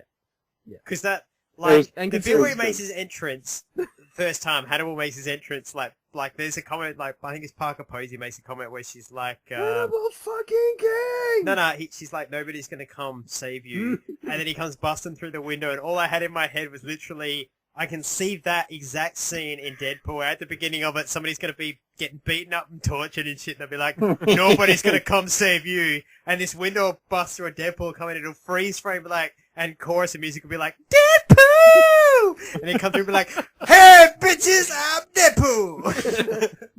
That's, I swear to God, if that scene's not in the movie, the end of my knob. Yeah. What's that? You can take a frosted-coated fuck from the end of my dick. Yeah. Oh, that's a great loving relationship right there. That's. How about not everyone say the dick anymore? Oh. It incurs my envy. Has anybody here played the Deadpool game? For instance, I played it. Should we just finish? No. I have it right in my hands right now. You got it hidden from the kids, which is good. Yeah. Well, I actually forgot that I had this, and you haven't played it yet. No, I haven't played it. It's still sealed. I'm not found it on top of the fridge today, and I'm like, huh. Play it, and then imagine it's Ryan Reynolds' voice doing the Deadpool and the two voices in his head. Yeah. Seriously, play it, and you'll just be like, you'll be with me on the fact of if this movie does not make the most money of all time, the world does not deserve to be around, and we need to just blow it the fuck. We need to get Eddie to shoot himself, and the world can just fuck off. No, I'm yet to buy it myself. I'll hijack your PS4 for it. Well, I'm stuck on fucking fan shoes, so I can't buy shit at the moment. There's a present on your bed for when you get back. Shit. I don't want your turd. Shit. Bella took a dump. So yeah, no, honestly. Matt, have you got anything to add about this movie before we continue our banter? No. It's as I said, I like this one, and my only gripe it's been rectified. Yeah. Well, let's hand out some awards then, shall we? Let's first of all start with Barbara's, and I want to hand one out. This one's a personal one. It goes to Parker Posey, and it goes to her. Doesn't go to her for anything she did in this movie, apart from the fact she looked like literally like one of my psycho ex-girlfriends, and this movie made me confront a lot of feelings and also explained a lot. So I'm like, yeah, maybe she was a psychopathic vampire cunt. But, yeah, I know we've used that word a lot, but she was, man. She was fucking mental, and this movie scared me. It was too real. It made it too real for me, and she looked exactly like her. Like Joe pointing the gun at himself after? Joe pointing the gun at himself was a real man. I almost quit. Like I said, so many things made me quit, but I was like, I got away from this bitch for a reason. I don't want to be another 2 more hours with her. 2 more seconds with her would make me want to take the job option out and be like, God, please, let me point the gun at myself, please! So she gets my Barbara. Fair. Cool. What do you guys got? Any Barbaras? Yeah, I've got one. I'm going to give it to Dr. Edgar Vance. Yes. I'm glad that he got killed. Did you feel like when you're watching this, right, that he felt like the Doctor from The Dark Knight Returns? You know, the one that one that interviewed the Joker and then takes him on the Tonight Show and the Joker blows his head off? Actually, hold on. Yeah. Probably a mixture between him and Jonathan Crane in Batman Begins. Because he's just like, nah, he's nuts. Needs to be locked away. Yeah. Yeah, true. That's fair. Oh. Mine goes to the guy that Blade shoots outside of the blood farm.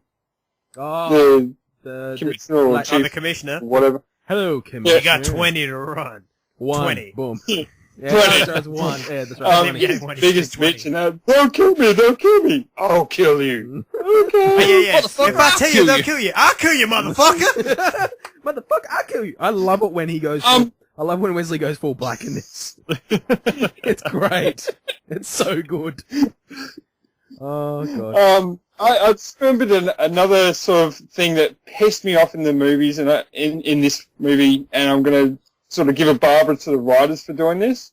But they gave a blind person a computer. If you notice, everything is on Braille on her screen. So there is No. I'm going to counter that. I'm going to counter that with this, Matt. You want a bit of real? There's actually a newscaster. I can't remember. I think she works for Triple J. Yes, I do. She's blind. She's got a computer that gives her an audio feed and like touch sensitive and shit, so that she's got like vibrations and stuff to talk to her. That's fine, but she's giving a presentation to the Night Stalkers or whatever the frick they're called. Yeah, and she's bringing up stuff on the screen. How the fuck does she know that it's A, on the screen, and B, in a position where someone can read it? That's fair, actually. That's... Okay, yeah, I'll give you that. You get a point there. Yeah, that's cool.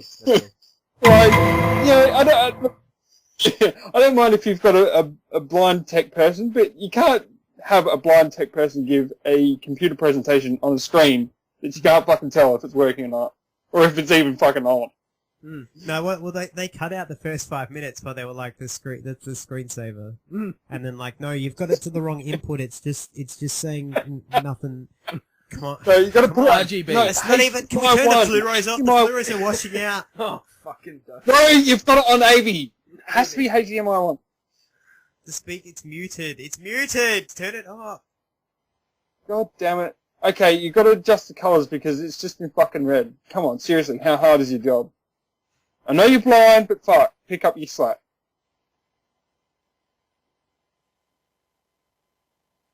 Have I lost this? No, sorry, I was doing research. Alright. I had to find the character's name. Alright, so who's yours? Hedges. Patton Oswalt.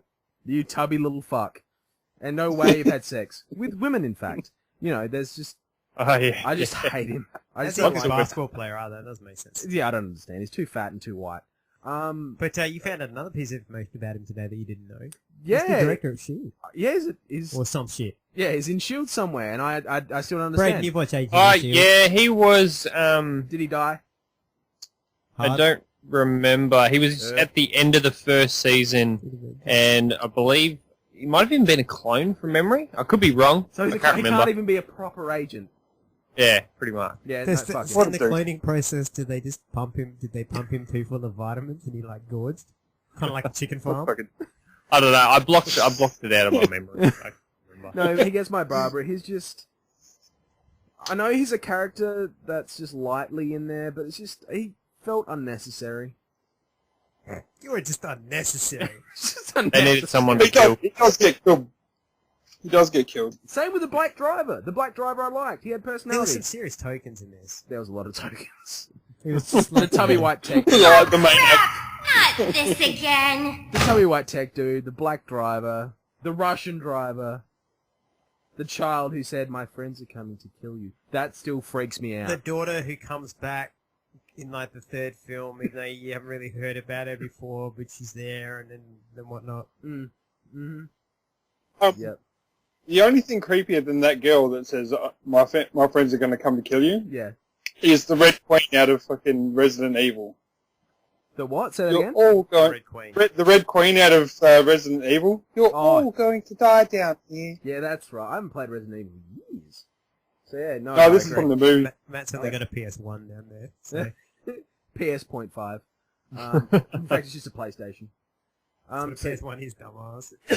No, that's what. No, there was PlayStation, then there was PS1. There was literally a PS1. It was actually a That's PSX, bro. No, it wasn't. It was Whatever, PS1. man. A PlayStation and a PS1 are the same thing. No, they were different. You're such a Jew bagger. It's like saying there's different. The PS3s are different. But they can be different shapes and sizes. No, it literally says PS1 on it. That's what I'm saying. An Xbox and an Xbox One, yet they are not the fucking same. Oh god, you just kicked the hornet's nest. Shit. I went from simple trolling. You got too far. Move on, Batsack. Matt, when quick, next. When you come back, I'm gonna punch-size your face for free, and then I'm gonna make you get me a liter of cola. And if you don't know if that's a size of the brand, that's on you. A liter of cola? I want a liter of cola. Do we even sell liter of cola? I want a fucking liter of cola! You want spit or no spit in your burger? Liter is French, but get me some fucking cola! Before I break both fucking lips! He's just angry because the dog's dick is bigger than his.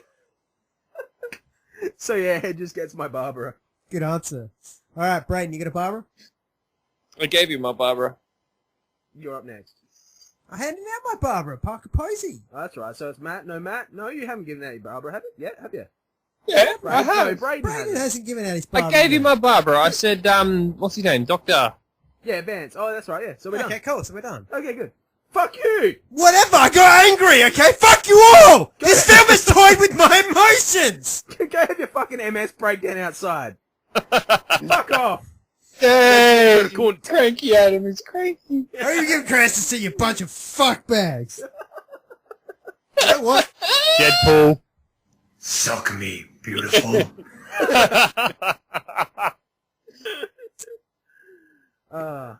Alright. So Brayden's giving it to Brayden, Deadpool? go first. You giving it to Deadpool? Yep, Deadpool. Nice. Good answer, good answer. Matty, you got a reason? Or you just got Deadpool. Deadpool and dropping the mic? Yep.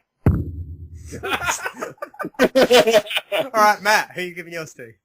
Yeah, I'm gonna have to give it to Deadpool as well because not only does he like suck it up to the vampires, like just completely fucks with them constantly and constantly just like, you know what, it's in my right ass cheek. No wait, it's in my left. No, seriously, No, it's that's just slapped him higher than just above the Hello Kitty tattoo. I think it's legitimately though in his ass. I don't think he's kidding at that point. No, it is. Yeah. Okay, so he's got Deadpool. Okay, who are you giving yours to, Terry? Deadpool was too obvious. Yeah. Wesley Snipes was too obvious. I'm giving it to Jessica Biel.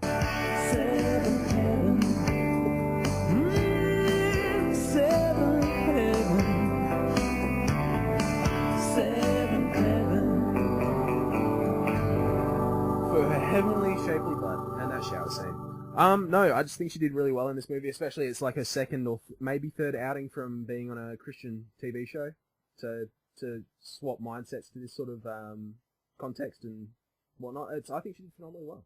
I think so too. Yeah, and I'm It was obviously good to have I a want to say strong Deadpool, female but- character. Sorry? It was good to have a strong female character.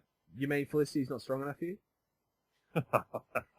She wore the Adam suit. She's like super strong. Yeah, Probably she's like Discord's totally hammer. like, and Oliver and her are going to leave to France, and they're going to have babies, and that's when they're going to have That's actual all Arsenal. Diggles ever wanted. I fucking Diggles just No. wanted to sit in France and watch them drink coffee so he could get up and walk away. You know what? I'm going to learn how to Photoshop shit, and I'm going to Photoshop that scene just to fuck with him. In fact, I'm doing it Felicity. tonight. Felicity's the wannabe Pepper Potts. She's late jumping on Pepper Potts. She's late jumping on Oliver Queen tonight. Brayden's mad about it. In France. And Well, Ollie's all fucking- like, this is my trick arrow. It's the splooge arrow. Feel it coming. I feel that Felicity hasn't even had a shower since Ray yet. Actually, we've never seen her have like Pretty a... much. Ever. Ever. I don't, that's not uncommon. We haven't seen the man shower. I don't know what you want from this big brother like arrow. No, but Coming up tonight on Arrow and Cut. I think what he's saying is she hasn't had time for one since between Ray and Oliver. Oliver. She might have had Yeah. a douching in Nanda Parbat. Stuck a hose up there or Then some took a shit. quick And the dip in the Parbat Lazarus is before pretty it, like, much next regrows door behind to them. bloody Parma Tech. You know your siphon petrol, you just stick a hose into a petrol tank and suck a little bit and it siphons it out. She's done that. So it's fine. actually, no, she's like the fucking the.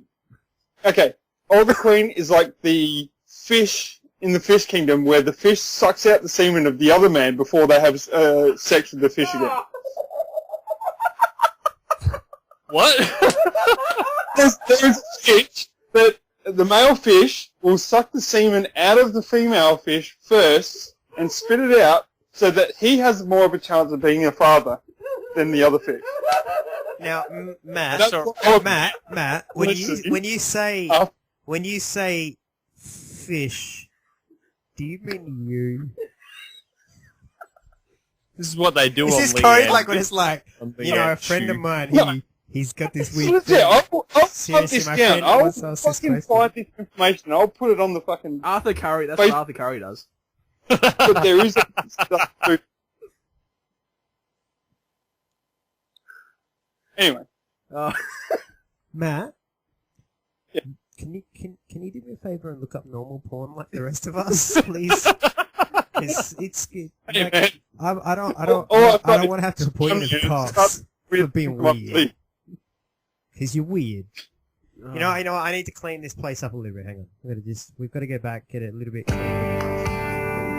Bring Jesus back. Going to jail. So. Yeah, good answer. Good answer. Okay. So my answer for this week, for this film, it was tough. I really did think about giving it to Deadpool. You want to give it to Triple H? No. Triple H never got my Barbara. For the hair? Just for because he never got my Barbara because it's not like The Rock who became an actor. This is Triple H, WWE Triple H, and he has a stunt double to go through like a little bit of a plywood wall. Yeah, mate. Mate. I watched you go through Come like on. fucking Tables. car doors, tables, like almost glass windows, Yeah. slam yourself on concrete, Yep. go over barricades, get hit with chairs, Yep. and you can't take a little bit of fucking I can breakaway guarantee wood. that was in the movie contract that Vince McMahon would have made him sign. I got MS. I could take a bit of plywood, mate. Just saying, man up. So next week on next week's promo, Lost my respect. we're putting Adam through a table. A flaming And table. he couldn't take a bit of lick from Ryan Reynolds either. No, he couldn't. Like, Ryan Reynolds said one line, he's like, "Fuck you, fuckface," and kicks him in the jaw. It's like, come on, He dude. had just killed his If you're dog. that big, you don't need to be like, "Oh, that hurt my feelings." Hey, fuckface, Anyway. where's my dog? Have you tried the lobby? Hey, Yeah, have it's a you serious checked question. My dog. Where's my dog? This is not my dog. My dog. You kick my dog. I'll do it. I want one of those Fuck Rottweilers as a guard dog. That's all I'm saying. The Sideways. little dog was scary. It's true. You see a little dog go with a jaw that goes like that, and you're like, "Holy shit! What else is in this house? It's probably a tiger. I'm fucking off." That's true. All right, so you're up to your Cranston, sir. Yeah. So I thought about giving it to Deadpool. I thought about giving it to Jessica Biel.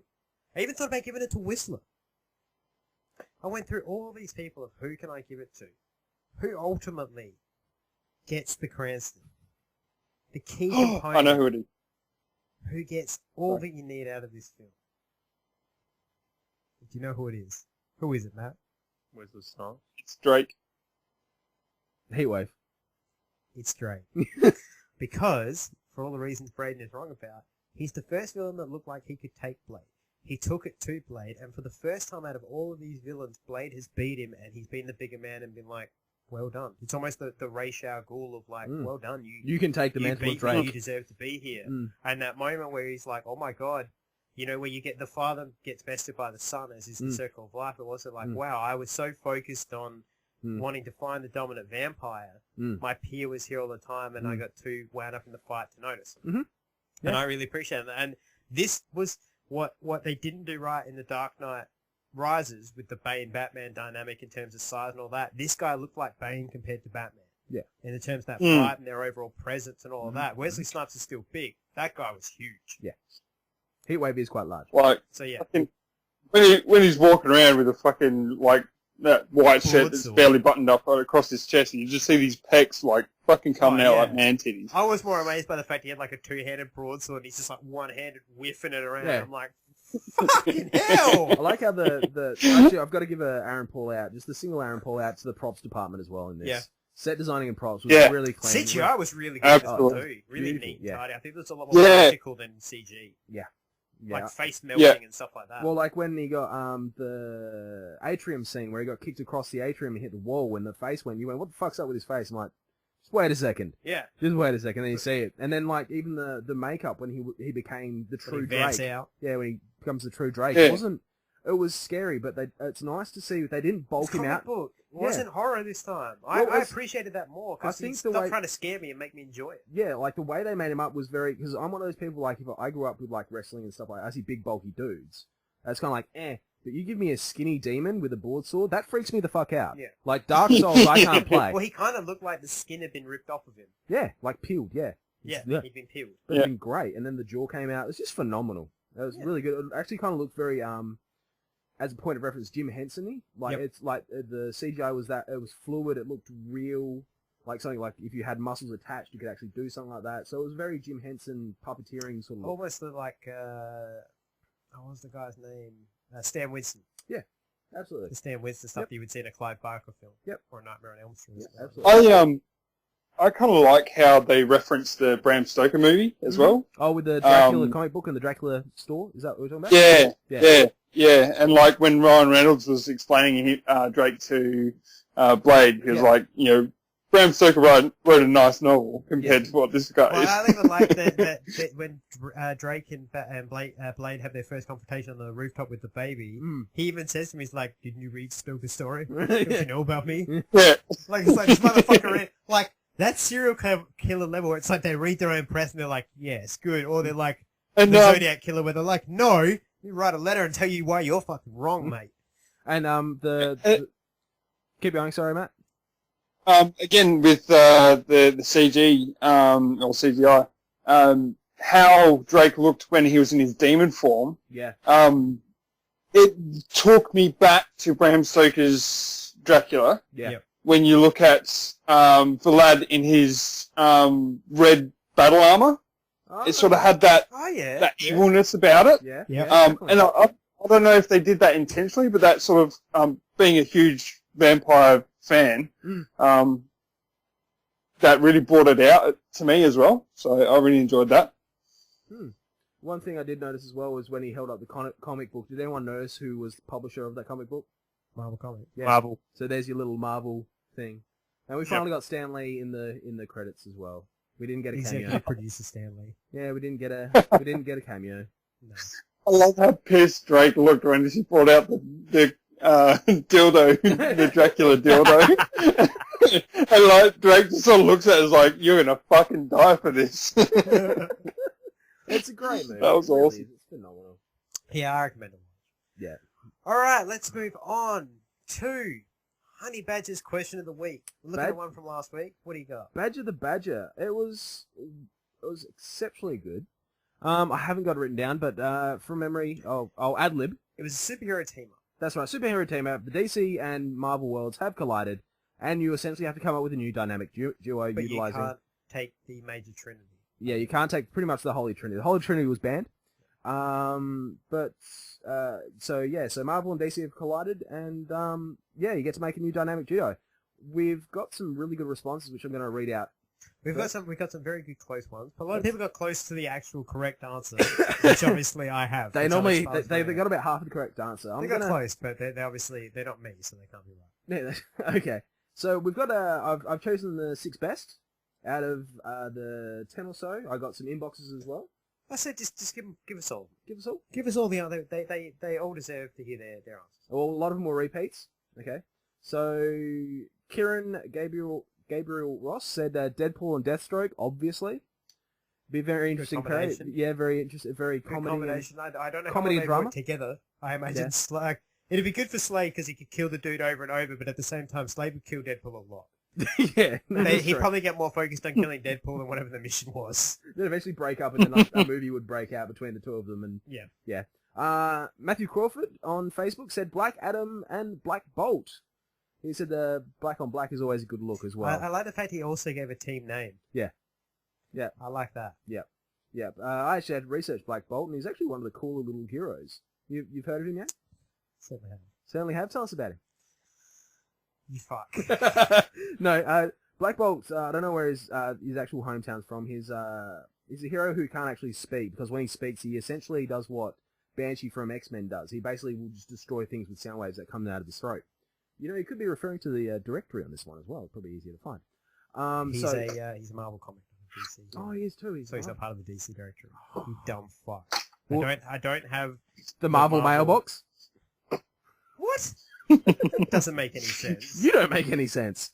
But no, he's actually quite an interesting little character. He's saved, I think it's Metropolis. I think he saved Metropolis before, and Central City before by using his...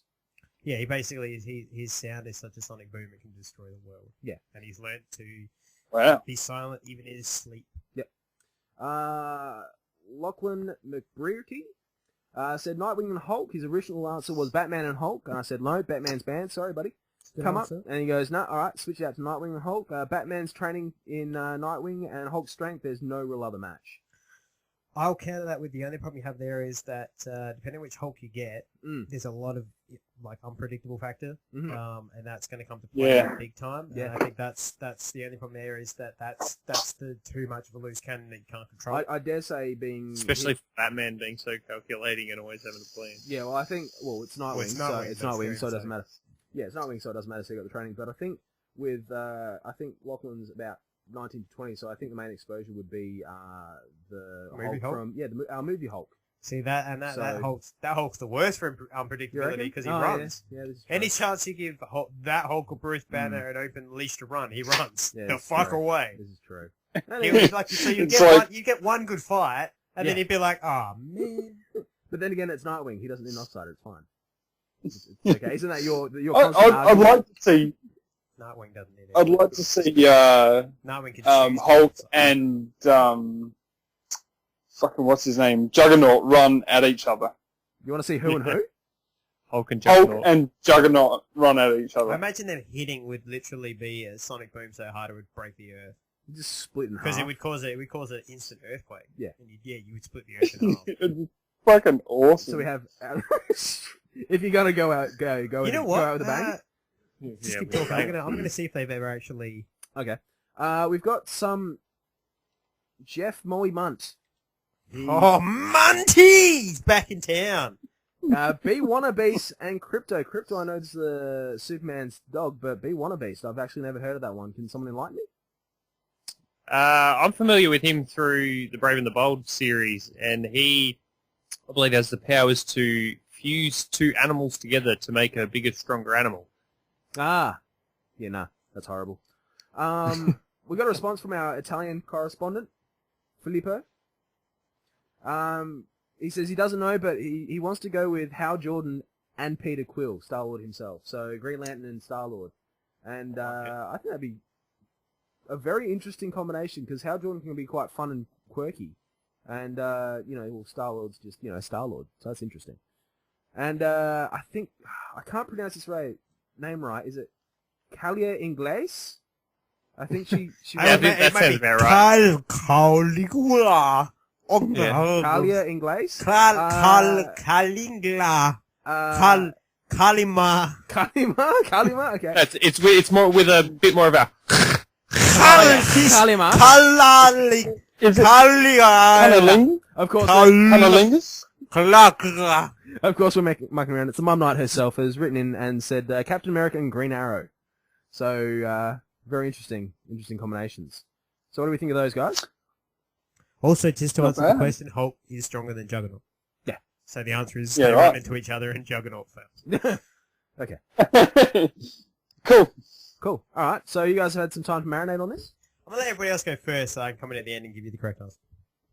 Can I take a guess at your answer? When we get there. I kind of struggled with this one because I was thinking, like, what could I do? Like, I wanted like a really stupid team up that makes no sense. Mm-hmm. So I'm gonna go DC villain. We were introduced to him lately. I want to Captain Cold. Murmur. Okay. And Groot. Which one was Murmur? The one with his that doesn't have the mouth. He sewed his mouth shut. Ah, yes. Forgot what he looks like as well. There's just a the one that can't talk and one that says I am He Groot. chose not to talk because they beat a confession out of him, so in prison he said. But I think it'd be hilarious because Groot only says Groot, and Murmur doesn't say anything. You probably just get frustrated with Groot. Yeah, and shoot Groot, then Groot regrows, and then shoot, yeah. Solomon Grundy and Groot would be another good team up that wouldn't be able to talk. Actually, yeah, that's yep, absolutely. Because I forgot completely about Solomon Grundy, but no, that's Murmur. So yeah. Groot and Groot? So, yeah, Groot and Murmur, sorry. Groot and Groot. Groot and Groot. Someone a hyper-intelligent ape and a tree. After a while, like, Groot has a couple of dreams, tries to climb Groot, falls over, Groot snaps in half. It'd be interesting to see if he could control them like Groot. No. I have this weird feeling like, for some strange reason, Groot's mind is just simple on that level. I actually think Groot's mind is beyond. What if Groot met Poison Ivy? No, They'd bone. They'd bone. They would have sex. He would grow it. He would grow a dick limb. You mean they would branch? They would root. They would branch. They would root. Well done, Braden. Pun of the week. Congratulations, sir. Braden, what do you got, buddy? Yeah, I struggled with this as well, so I actually thought I might go with Iron Man and Cyborg. Purely just because Cyborg could just hack into Iron Man and control him. That's fair.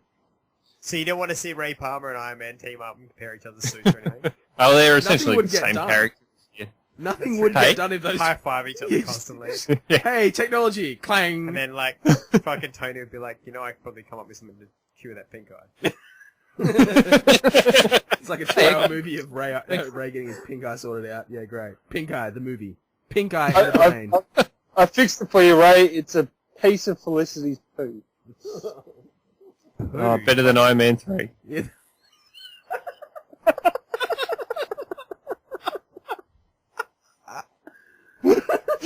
We so need to do this on Stitcher.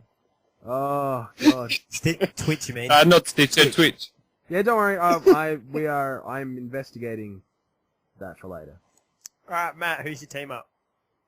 I'm actually going to go with something sort of relevant to this week's film. I'm going to go with Blade and Arrow. Bit of the black on white action. Interesting. Nice. Bit of the Oreo cookie.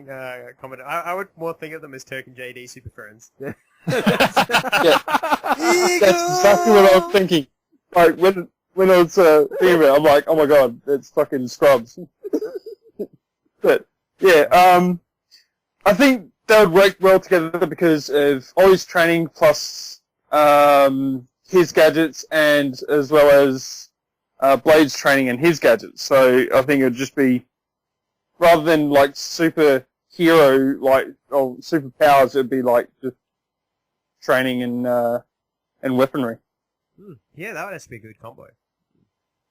Sword and a bow as well, so you had a distance and an up close. Mm-hmm. We almost got a peek of that with, I would almost say, you had Blade and the Queen. In Trinity. Yeah. Yeah. Alright. On to the correct answer. Now, Terry. Yes. I'll allow you to answer this, but first, I'll only tell you right if you get the team name correct. Because I also gave a team name to mine. You gave a team name. You have to. If you're going to have a team up, yeah. The one thing I learned in wrestling, if you're going to have a team up that's going to stick longer than a few weeks, you need a name. You'd be around for months, then you may even get a run with the titles. Who's my tag team? Dick Grayson. Deadpool. Yep. And the team name? I can't. Either Deadwing or Nightpool. Okay, you're wrong. The answer is Dead Knight, a team of Nightwing and Deadpool. And the reason that is the perfect team is that you have the perfect tactician in Nightwing. Yeah. He's also jokey and upbeat and humorous, which Deadpool would love to get along with, and he'd probably take orders from because Nightwing would be able to converse on Deadpool's level. Yeah. You have Deadpool's fucking unkillable. He can just send in to take all the armor and take it down while Nightpool's doing all the stealth shit to actually get... Nightpool? You mean Nightwing? Nightwing's doing all the stuff. This is why you don't have team names. Nightwing's doing all the background work, doing what needs to be done to shut it down, while Deadpool's basically your one-man infantry taking care of shit. Also, Deadpool can teleport, which makes him fucking epic to be able to bounce around places and do whatever you need to do. And I just think, in terms of me, if I'm gonna watch a film or read a comic of a team up, I want it to be enjoyable. And two goofy ass characters, one of whom has two other voices in his head. That's the perfect combination. Because imagine you're reading a comic or watching a film, right? With Nightwing, who you know is going to be jokey, or Neil Patrick Harris, like he's going to be jokey, but he's to be serious. Yeah. Where you've got a guy who's breaking the fourth wall and talking to you as the audience, while Nightwing is like, who the fuck are you talking to? That's something I want to watch. Yeah. Shut up and take my money. Yeah. Dead Knight wins. No. Fair enough. So Dead Knight is the correct answer. Right, so cool. A lot of people got close. Yep. But Dead Knight all the way. Alright, so here's a question for you. Who are we picking as a winner this week out of our... Not you! I was the only one that was right! Out of our listeners. Out of the 6, we have Kieran with Deadpool and Deathstroke. We've got Matthew Crawford with Black Adam and Black Bolt with a creative name, Black. Lockie with Nightwing and Hulk. We've got Jeff Munt, but quite frankly, the prize we can't really get to him because it's an illegal substance. Filippo Frante with Peter Quill and Hal Jordan, or the Mum Light, who has inside track, so should be banned, with Captain America and Green Arrow. The two that I like best, I'll let you guys get to which ones you like best. We'll see. The two that really stood out to me were Deadpool and the Hulk. Yep. But ultimately, he gave a tag name. You mean Nightwing and Hulk? Nightwing and Hulk, sorry. Yep. Nightwing and Hulk. Mm-hmm. That was a very good combination. Mm-hmm. But Black and Black, he gave it a tag team name. So we're going for Mr. Crawford? Well, that's my answer. What do you guys think? What do you guys? That's my vote. Maybe goes to Mr. Crawford. Yeah. All right. Braden? I'm leaning towards Filippo with Peter Quill and Hal Jordan. Oof. That is a fun. That's adventure. actually good. That's a very fun adventure. Star Lantern, Green Star, Star Lantern, Green Lord. Yeah, I was... Lantern Green Lord. Lantern Lord. Hey. Lord Lantern. Lord Lantern. Lord Lantern. Lord Lantern. Wow. Filippo has one. Yeah, I was gonna. I'm gonna late jump onto Braden's and go with Filippo as well. Now this is unfortunate because we're gonna have a tie break because I'm going for Mr. Crawford. I like the fact he used unusual heroes in Black Adam and Black Bolt, and came up with a name as well, Black.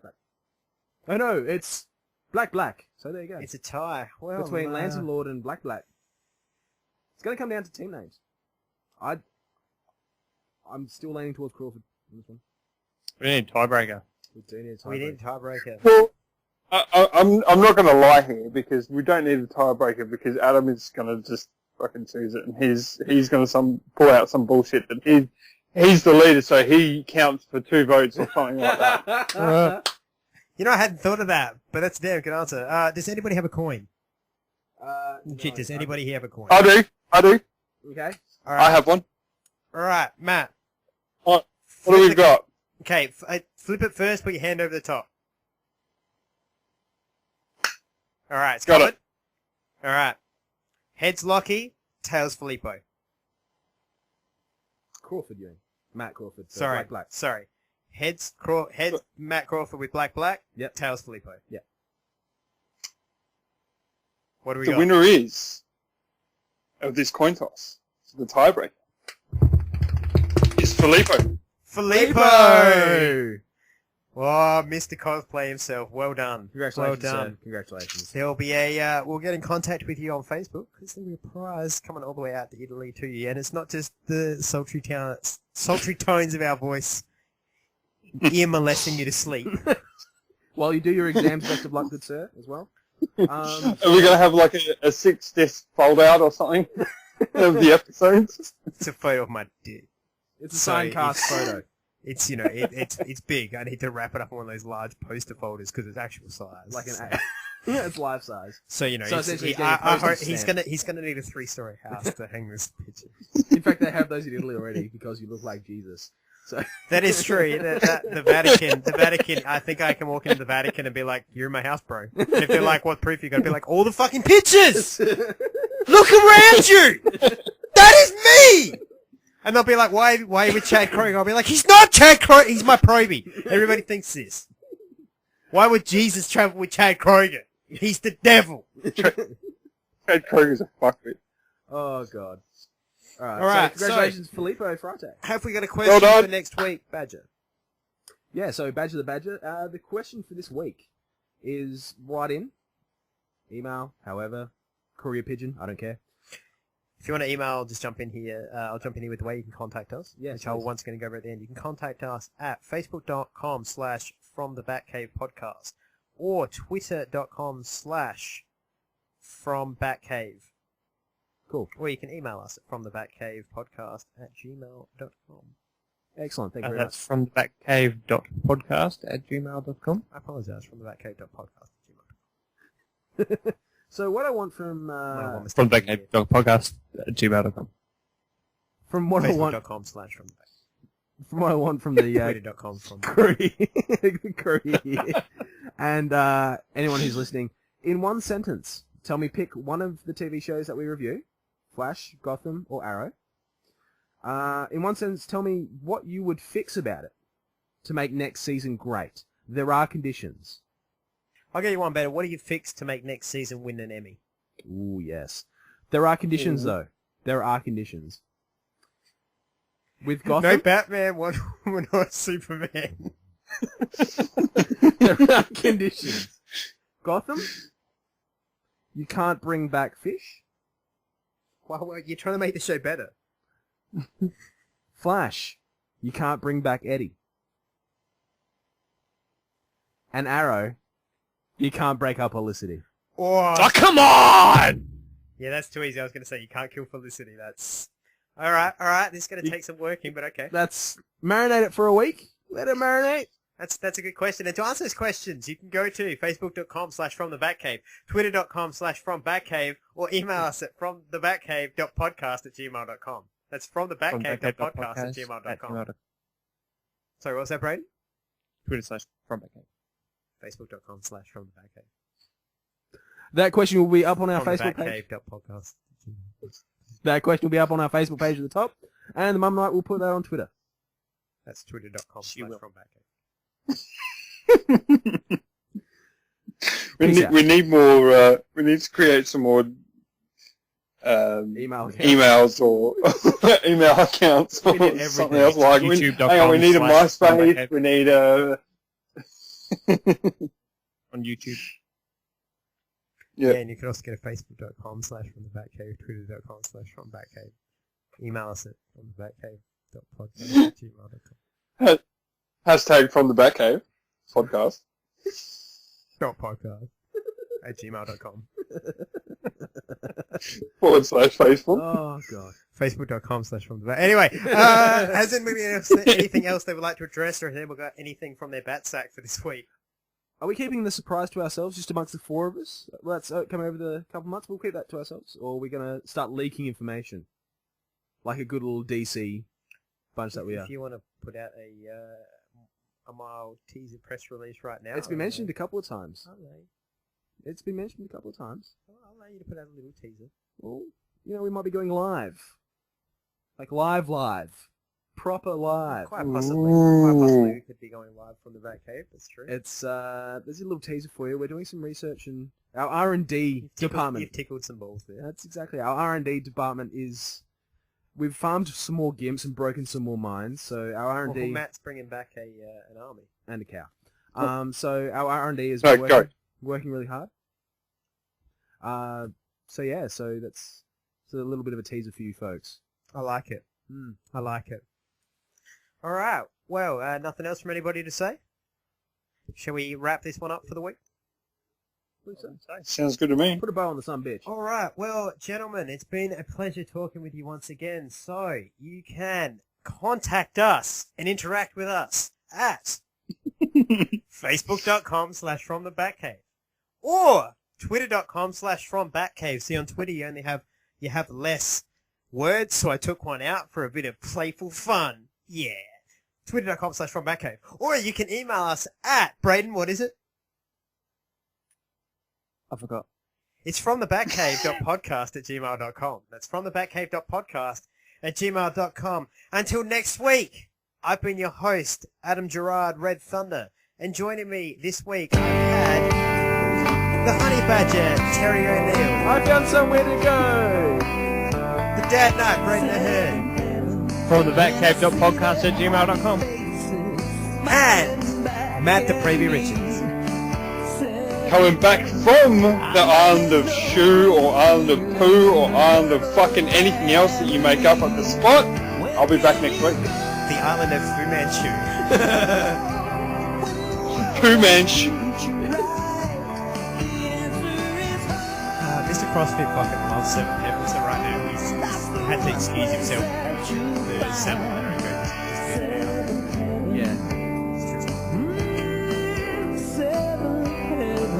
I like to hear it like mumbling undertone of whatever you guys are saying, but it's just like outside, yeah.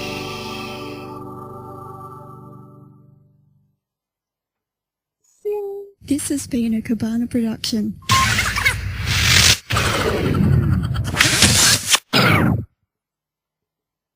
So, all right, are we ready to go? Oh, sorry. Go I ahead. was just gonna say when I was talking to him as well. He goes, "Oh, do you guys banter at all?" And I'm like, That's pretty much all we fucking do. And he's like, good. He goes, because he's listened to other ones and they've got no personality, no chemistry between them. He goes, I want to hear it. Yeah, yeah. That's what I think our show does well. Is we're funny because we're just We're four dicks to guys. each other. We have a topic and a way of running, and it sounds professional. Yet somehow within this professional, we're just like, "Are you fucking retarded? Like legitimately, what happened to you?" That's like four. No, I thought vaccinations work. You're making me think I should be anti-vax. That's how dumb you are.